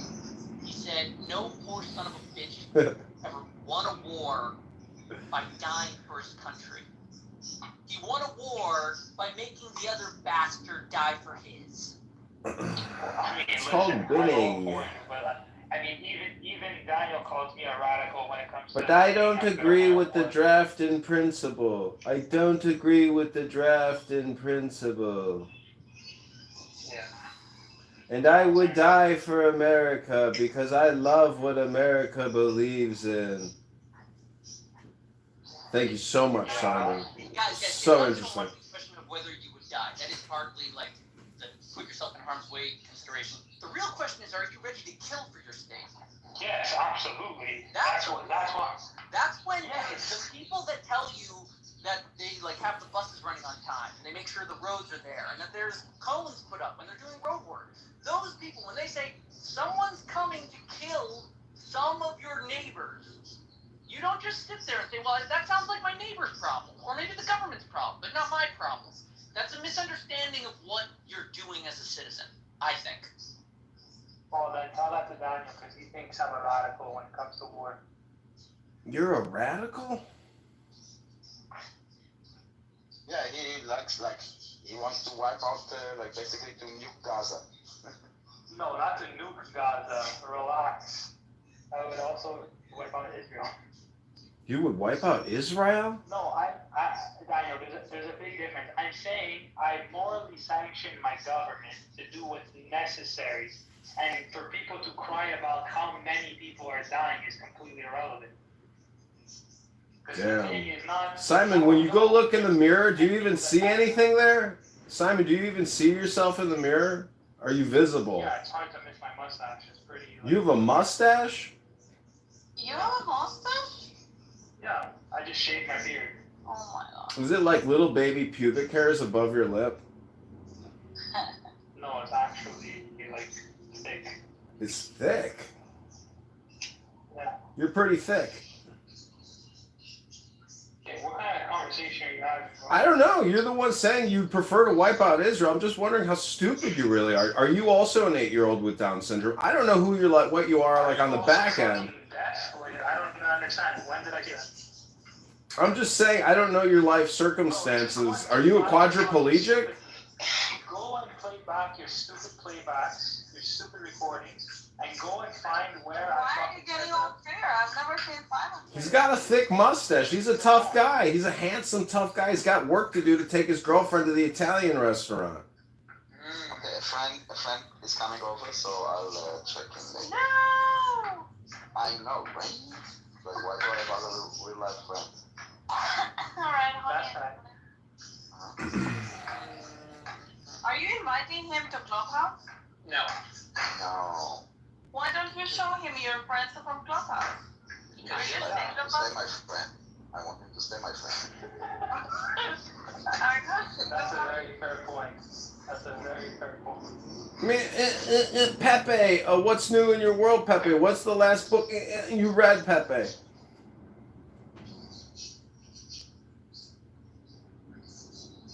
is still battling with his drama with Roger and JB But what? and Roman. What are they all drumming about? Because Pepe uses the K word, the N word, just indiscriminately. You know, he's a low IQ, brain damaged, Guido looking motherfucker. Yeah, see, you've got a slur for him, so not fair. But he ain't a Guido, he's a Corsican. Yeah, That's even worse. They don't have their own, like, cute, IQ?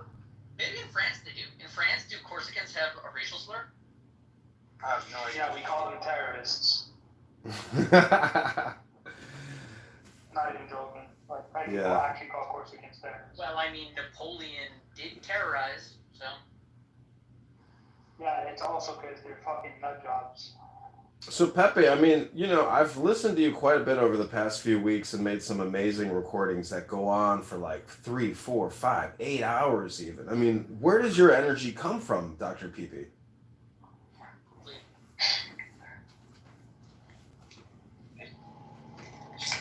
What is he talking about?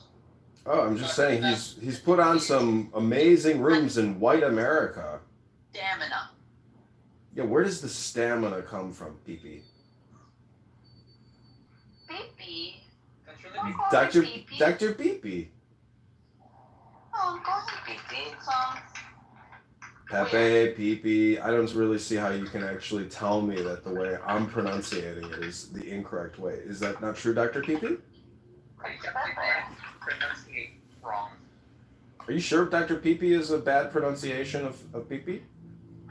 No, pronunciated is wrong. Anyways, where does the stamina come from, Dr. PP?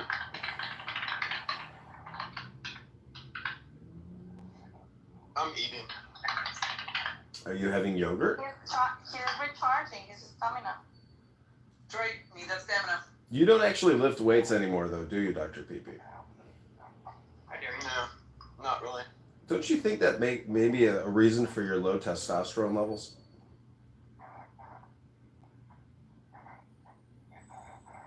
Why do you think he's got low testosterone? Yeah, I don't think I have low testosterone. Because he doesn't lift weights. How do you produce testosterone if you don't lift weights?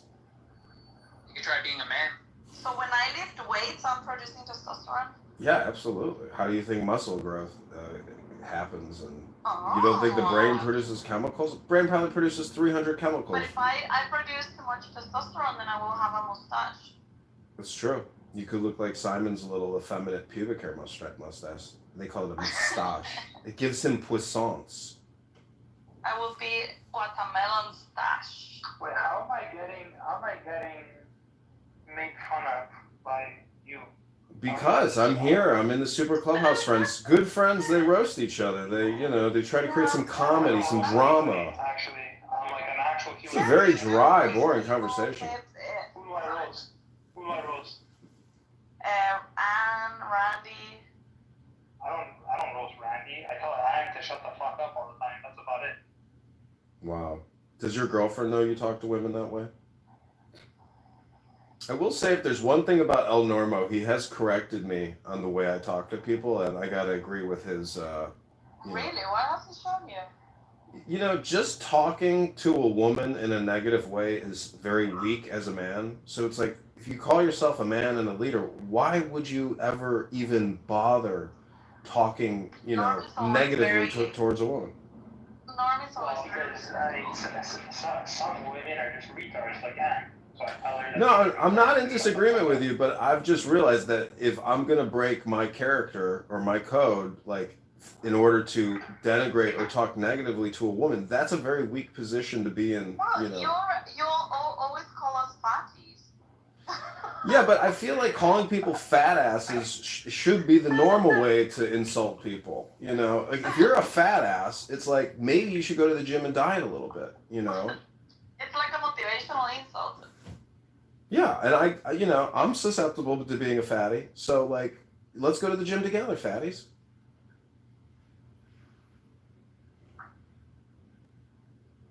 I mean, I get gout attacks. You know, it's not pleasant. I don't even like telling people like to shut up. Like I think it's like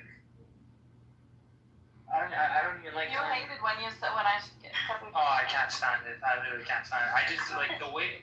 I just find it so disrespectful. So that's why, like, when I tell Anne to shut the fuck up, it's like, you know, it's that level of disrespect in my head.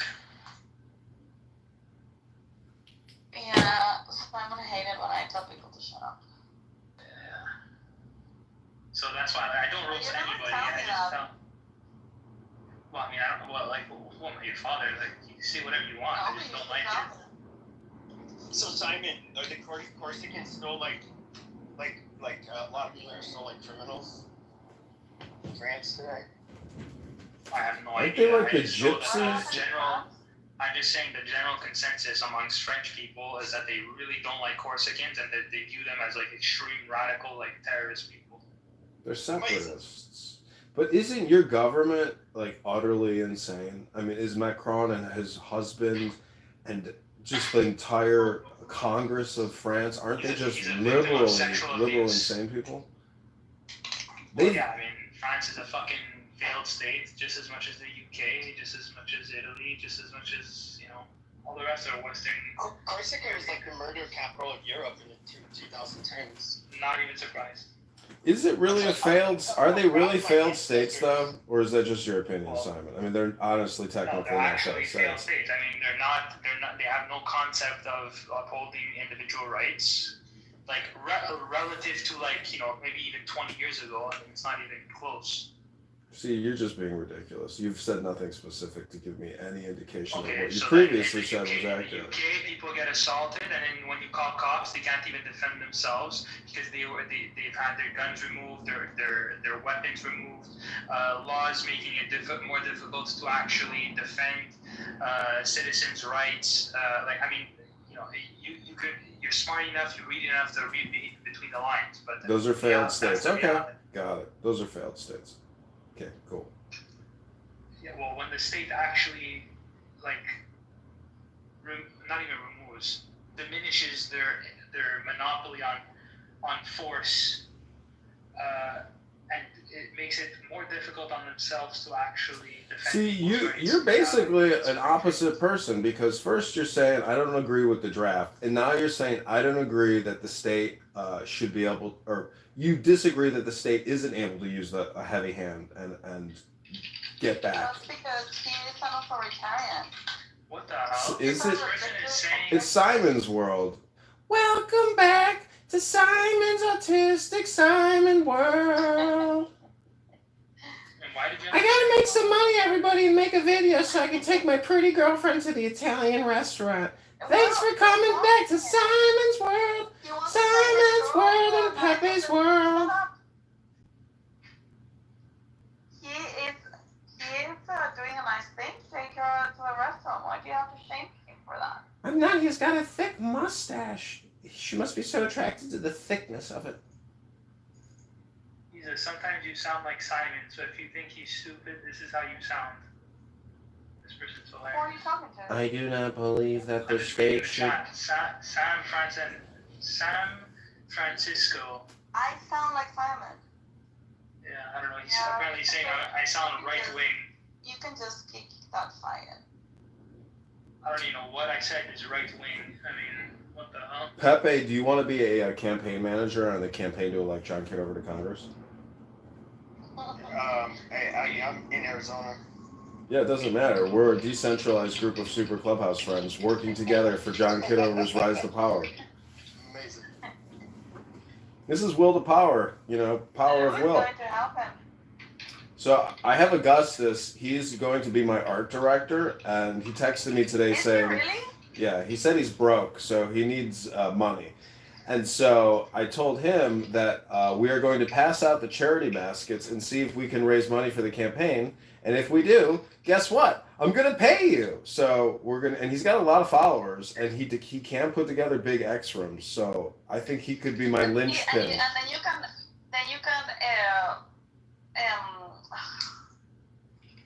Jesus, what's the word I'm looking for? What's going on with my brain? Simon, mute up. We don't want to hear you typing on the computer, please. Then you can bribe It's Kennedy. I know, right? Yeah.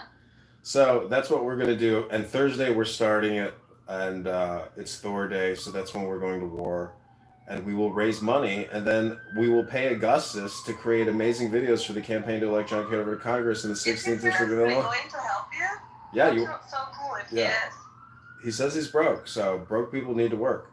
And I have a little bit of money I can send him, but it would be much better if the campaign can send him the money because we're creating donations.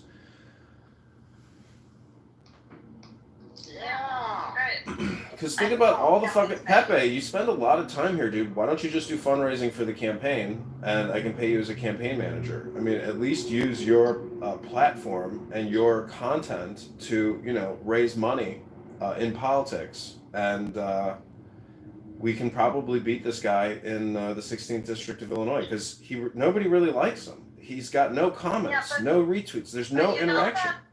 You know that Jewish Clubhouse is campaigning against you, right? Oh, that's okay. I need drama.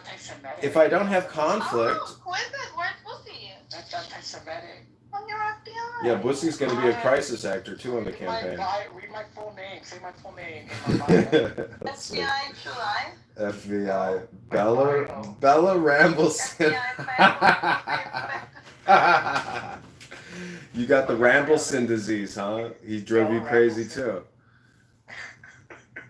Where's Rambleson? He's taking a break. Is he? That's good. That's healthy. Yeah. El Norm got to him. Was just saying. Norm? Really? What did he say? He went straight crazy with Norm. He always goes at it. They were fighting about Israel.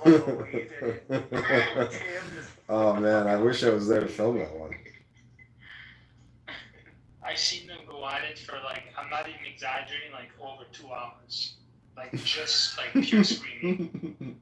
Just pure screaming. I've never seen that. Oh my gosh, how exhausting. It takes a lot out of you, but I think it does create a lot of dopamine in your brain.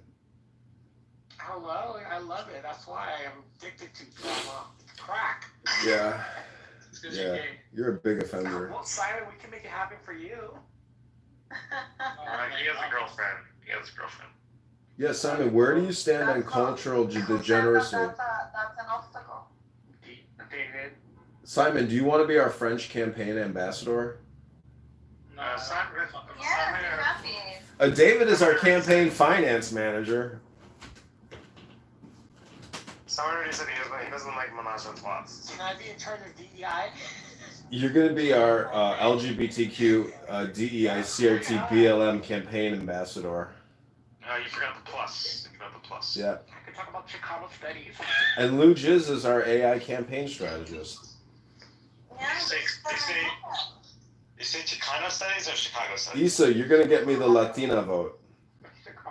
Yeah, I'm gonna do the business development. I'm gonna do the voiceovers and call and stuff. So X recently labeled me as spam, and then I messaged Adrian Dittman and Elon Musk, and I said, "Why are you calling me spam?" Did they answer? No, he blocked me.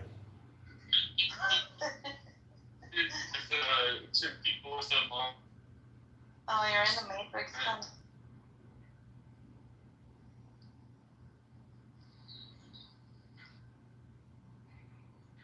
So what did I miss?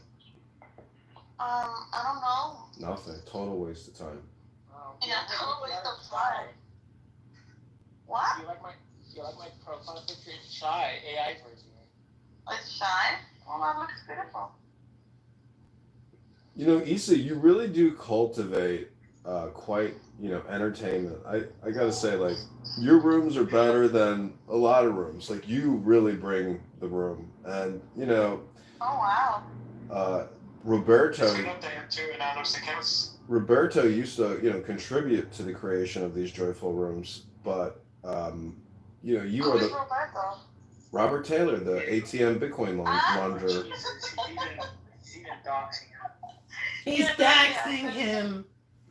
Dogs. He's doxing him. I have people posting my address. I have people posting my address in YouTube comments saying they're calling the police right now on me. Like, Oh my god. if you want to talk about maybe getting really doxxed, where the police kick your door in, like, I'm running those risks by recording all these rooms, you know. Okay, but like. Yeah, but Edmund, I don't do anything. Like, I don't create content or anything. I just open a room. That's what I do. You're basically the Latina version of Nick Fuentes and Candace Owens if they were to have a baby. You'd be that big booty Latina. Oh wow, that's big insult. Yeah. What do you mean they're Latinos? Candace Owens is a fucking retard, and Nick Fuentes is like. I don't know what word to describe Nick Fuentes. I mean, that kid is nutty. Yeah. I mean, the thing is, people do have this Jewish conspiracy hate in their, like, souls because it's a projection, and they use it as a mirror for their own self-hate.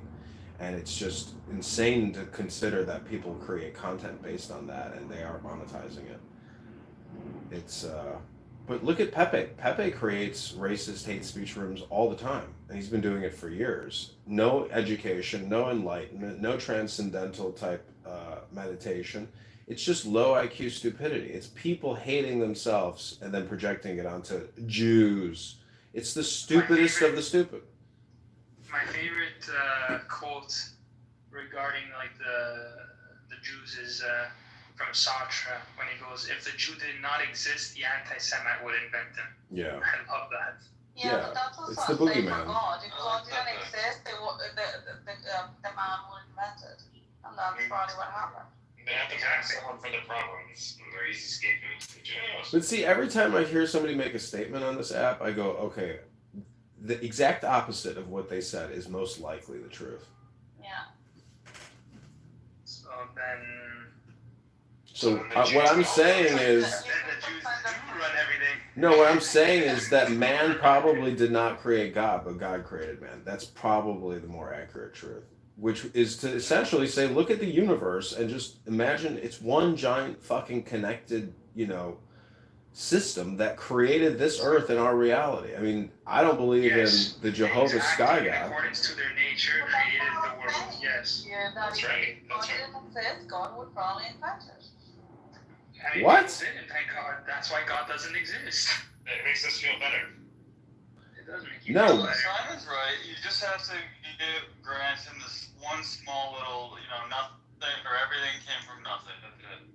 And then that's a contradiction. Okay, so Simon, Nothing from something. You have to accept it. Something from where does nothing. the world come from, Simon? Subject, object, object, subject, subject, It's object. okay not to. Where do you come from, Simon? What is there before you are born? My mother. Genetics. No, but where do you come from? Soup. I don't know. We don't have that answer. Lightning So bolts. you come from nothing? Is that what I said? Okay, when you die. I don't know. Is not a substitute for nothing. When you die, where do you go? There's Nowhere. Nowhere. That's not even a question. Where do you go? Where do we go? How do you explain? You come back to Clown House. What the big guy? Oh, Diogenes is here. Where's my money? He's Oh, that's right. I was supposed to tell you. Where do things come from? Where what? Sorry, someone Where do screaming. things come from? Where does things come from? What does that fucking great, Simon. Welcome to Super Clubhouse Friends, ESL and how to speak English. Diogenes is here. Yes, I'm here. Where's my money?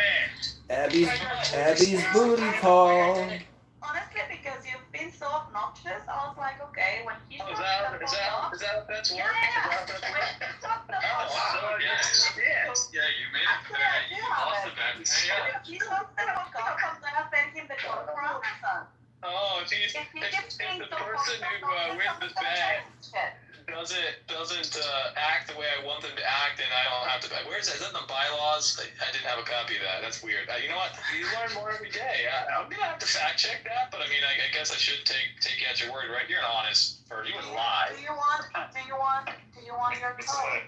It's the Bible, Darcy. It's the Bible. Okay. Oh, it's in the Bible. Shit. Actually, you haven't bothered me in the last month or so. Welcome back to Super Clubhouse Friends. This is a decentralized friend platform in the campaign to elect John Kitover. Pass the election baskets around. Donations now. It's a link. It's a code. I'll send it to you today, and then.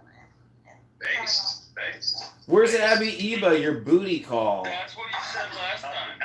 You said No, I didn't say that last time. I said last time that I forgot, but now I have it. I'm just gonna send it to him. Now you can finally buy his kids shoes, Lisa. That's right. And then he pissed me off. Or take a gas to go visit my daddy. Ooh, and MAGA Anna's arrived. Gas on Amazon. America's darling of Clown House, the Lebanite, Anne. Who is America's darling? Anne is America's Trump Clubhouse darling, the walk-away movement superstar. Did you find a job yet, Anne? It's my birthday today. Oh, Mazel Tov! Let's sing her happy birthday, everybody. Happy birthday to you. Happy birthday to you. Happy birthday, dear Anne. Happy birthday to you.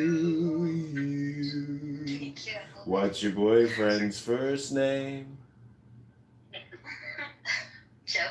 Joe Hero. Oh, hey, Jeff. Jeff was here for a brief second. Too bad. Randy Dickerson. He's so good at reading the Iran-Israel war news. Yeah, he doesn't like you. He's not going to stay here if you're here. I mean, if you don't like someone, do you just not like a part of yourself? Is that what's really happening here? Yeah, I do believe that, actually. Well, welcome back to the Itty Bitty Titty Committee and the Super Clubhouse Friends, where Issa has been organizing. Really what's happening between Simon and Anne. They are projecting on each other. Yep. Yeah, I just found out someone in an upper room doesn't like Simon. I didn't know that. Simon doesn't like me. I can't say. Ain't nobody like you, motherfucker. That's okay. Simon. I'm not here to be liked. Simon, how many times? I'll just say that the person dated somebody in this room. Simon, oh. Oh, that makes it completely irrelevant to my life now.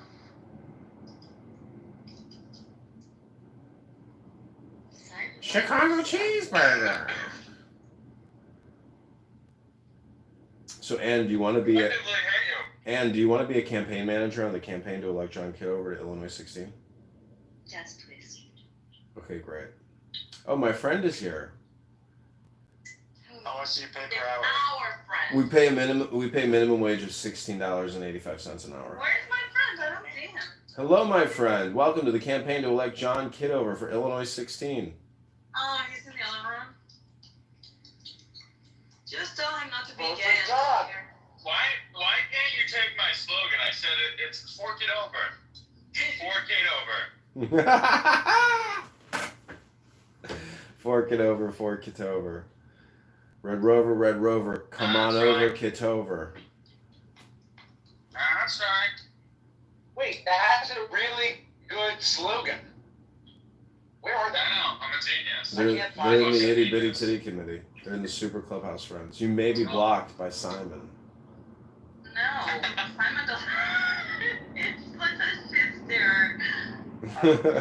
I've never once blocked anyone on this app. No, you blocked me. What are you talking about? I've never blocked you once. Liar. Pants on fire. Yeah, you blocked him. I've never known Simon to lie. I've never blocked anyone on this app. Not one single person. David, what was a lie that you got caught in? So David Bobadilla, what was a lie that you got caught in once in your life? I know you've probably got caught in a lie. David, you don't have to Maybe answer. when I was younger, I don't know. You don't remember anything specific when you got busted? Like, Mom and Dad, no, I didn't have that party at the house, but then they found something going. It's so David Bobadilla of you. My parents did a lot of traveling, so I had many house parties. Legendary house parties. Legendary house parties. Project X worthy. Thankfully, not that bad. Well, then you weren't doing it right. So wait, Lucius Tickles, what are you doing for the AI campaign strategy today since we're on Clown House? Well, you mean besides coming up with a genius slogan? I don't know. I'll have to get back to you on that. Fork it over? Come on, Kitover? Was it you or was it ChatGPT? No, that was fine. Fork it over, vote Kitover? I actually vote for someone who had that. I mean, obviously not you, but like, if it wasn't you, I'd probably vote for him. I mean, I like it. I think fork it over, vote Kitover, then underneath you say, stop borrowing, stop spending. Vote Yeah, John. Simon, imagine making laws. Can't be. I'll vote for Don't Cut over him. What are you talking about? Like, you think this guy has more transparency than probably anyone that we fucking know? 1,000x compared to these fucking people that are in office. Yep. Can you just imagine the person in fucking... Bro, that... I think it would be perfectly to elect him. No, are you insane? This guy is literally nuts. Yeah, okay. This guy is literally nuts. It's exactly why I wouldn't want to vote for him. You think we're dealing with like our most moral people in office? Come on. I think anything is. Listen, David and Simon just don't like me because I've made fun of them in the past for being low IQ dribblers who probably drool on their napkins. I mean, they just don't like me because it's personal. It's not because they don't think I'd be great at the job. It's because I've roasted them, and therefore they're not supporting me. Let's be honest. You guys drool. You guys probably got shit on your ass cheeks right now. Probably don't even use dental floss. You guys have spent years on here. David has spent years on here drunk on vodka, just mumbling. Most of the things David says on here, you can't even understand. This is why they don't support me, because I roast them for being stupid people. It would actually be more of an emotional response, the fact that I wouldn't vote for you. Have you ever had an emotional response? Have you ever had an emotional response? Yeah, never. He's an objectivist. Object, subject, subject, object, object, subject, subject, object, object, subject, subject, object, object, subject, subject, object. Say this word! Say this word! Objective! Subjective! Object, subject, subject, object, object, subject, subject, object, object, subject, subject. What is that gonna solve? Nothing. We don't give I'm just letting him go on. Welcome to the David and Simon roast. Object, subject, subject, object, object, subject, subject, object, object, subject, subject, object, object, subject, object, subject. Look, it didn't take any time to just prove We it. don't go with bang! You don't have to make an argument. You just have to listen to him. Exactly. That's what I'm saying. Object, subject, subject, object, object, subject, That's right. Let's subject, just keep object. fucking voting in the pedophiles. That's fine. Allegedly.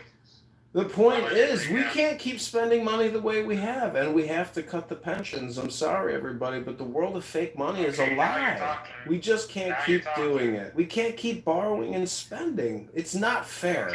It's just not fair. Now you're talking my language. So are you going to be the finance campaign manager, Simon, or is David going to take the role? Absolutely not. Absolutely not. See, I believe in an inclusive, decentralized campaign of grassroots volunteers that want to enact change. and have fun doing That's it. right. If you're not part of Team Kitover, well, fork it over. Kitover. Vote John for 16th, Illinois. I'll give all my money to Simon, and he'll decide whether or not to give it to you. How about that? Gotta just keep it if you're gonna just throw money in the garbage. Well, you're so good at videos. I mean, I got Augustus competing for my business. Simon, do you want my business or do you not want to be part of Campaign John Kitover? You're looking for money. Don't you got to take that girl to a nice Italian restaurant? An Italian restaurant. I'm in a position where I get to choose like the projects, so like, no, I'm good. Oh, you're in a position of power. We'll do a razor. You haven't read a book in 10 years and you think you're in a position of power? You probably have brain rot and you're unaware that your brain rot is set in. Okay, Simon, let me ask you okay, before I hire you, I'm going to ask you a very simple math question. What is 100 times 1,000? 100 million. Woohoo! You're hired, Simon. You're hired for the campaign. Thanks for deciding to join the campaign to elect John. It's actually 100 billion. That's right. That's right. 100 times 1,000. I think that was Anne's answer as well when I asked her what 100 times 1,000 was. And what is 100 times 1,000? It's so easy. It's stupid. Oh. And what is 100 times 1,000? You just add 1,000 to 100. 100,000. Lou, you're hired for the campaign as well. And what's 100 times 1,000? Go ahead, tell us what is 100 times 1,000? Yeah, why wasn't he saying 100 billion or something? It is 100 billion. What are you talking about? 100 times 1,000 is 100,000. No. That's not how math works. You add 3 zeros to the end of 1,000. Simon, you must be a Democrat. You must be a Democrat finance campaign chair. Okay, so I've also been roasting. I just gave you the formula. Brain rot suffers. Oh my god. English brain rot. He said that's not the formula that I gave you. English brain rot. That's not the formula that I just gave you. What if it's watermelons? 10 times 1,000. 10,000. 100 times 1,000. 1,000. Simon, don't play with Issa anymore. You're gonna cause a brain aneurysm. Yeah, she doesn't know better. It has a woman's brain. You're gonna confuse her. She's gonna go crazy. The rage bait was so real.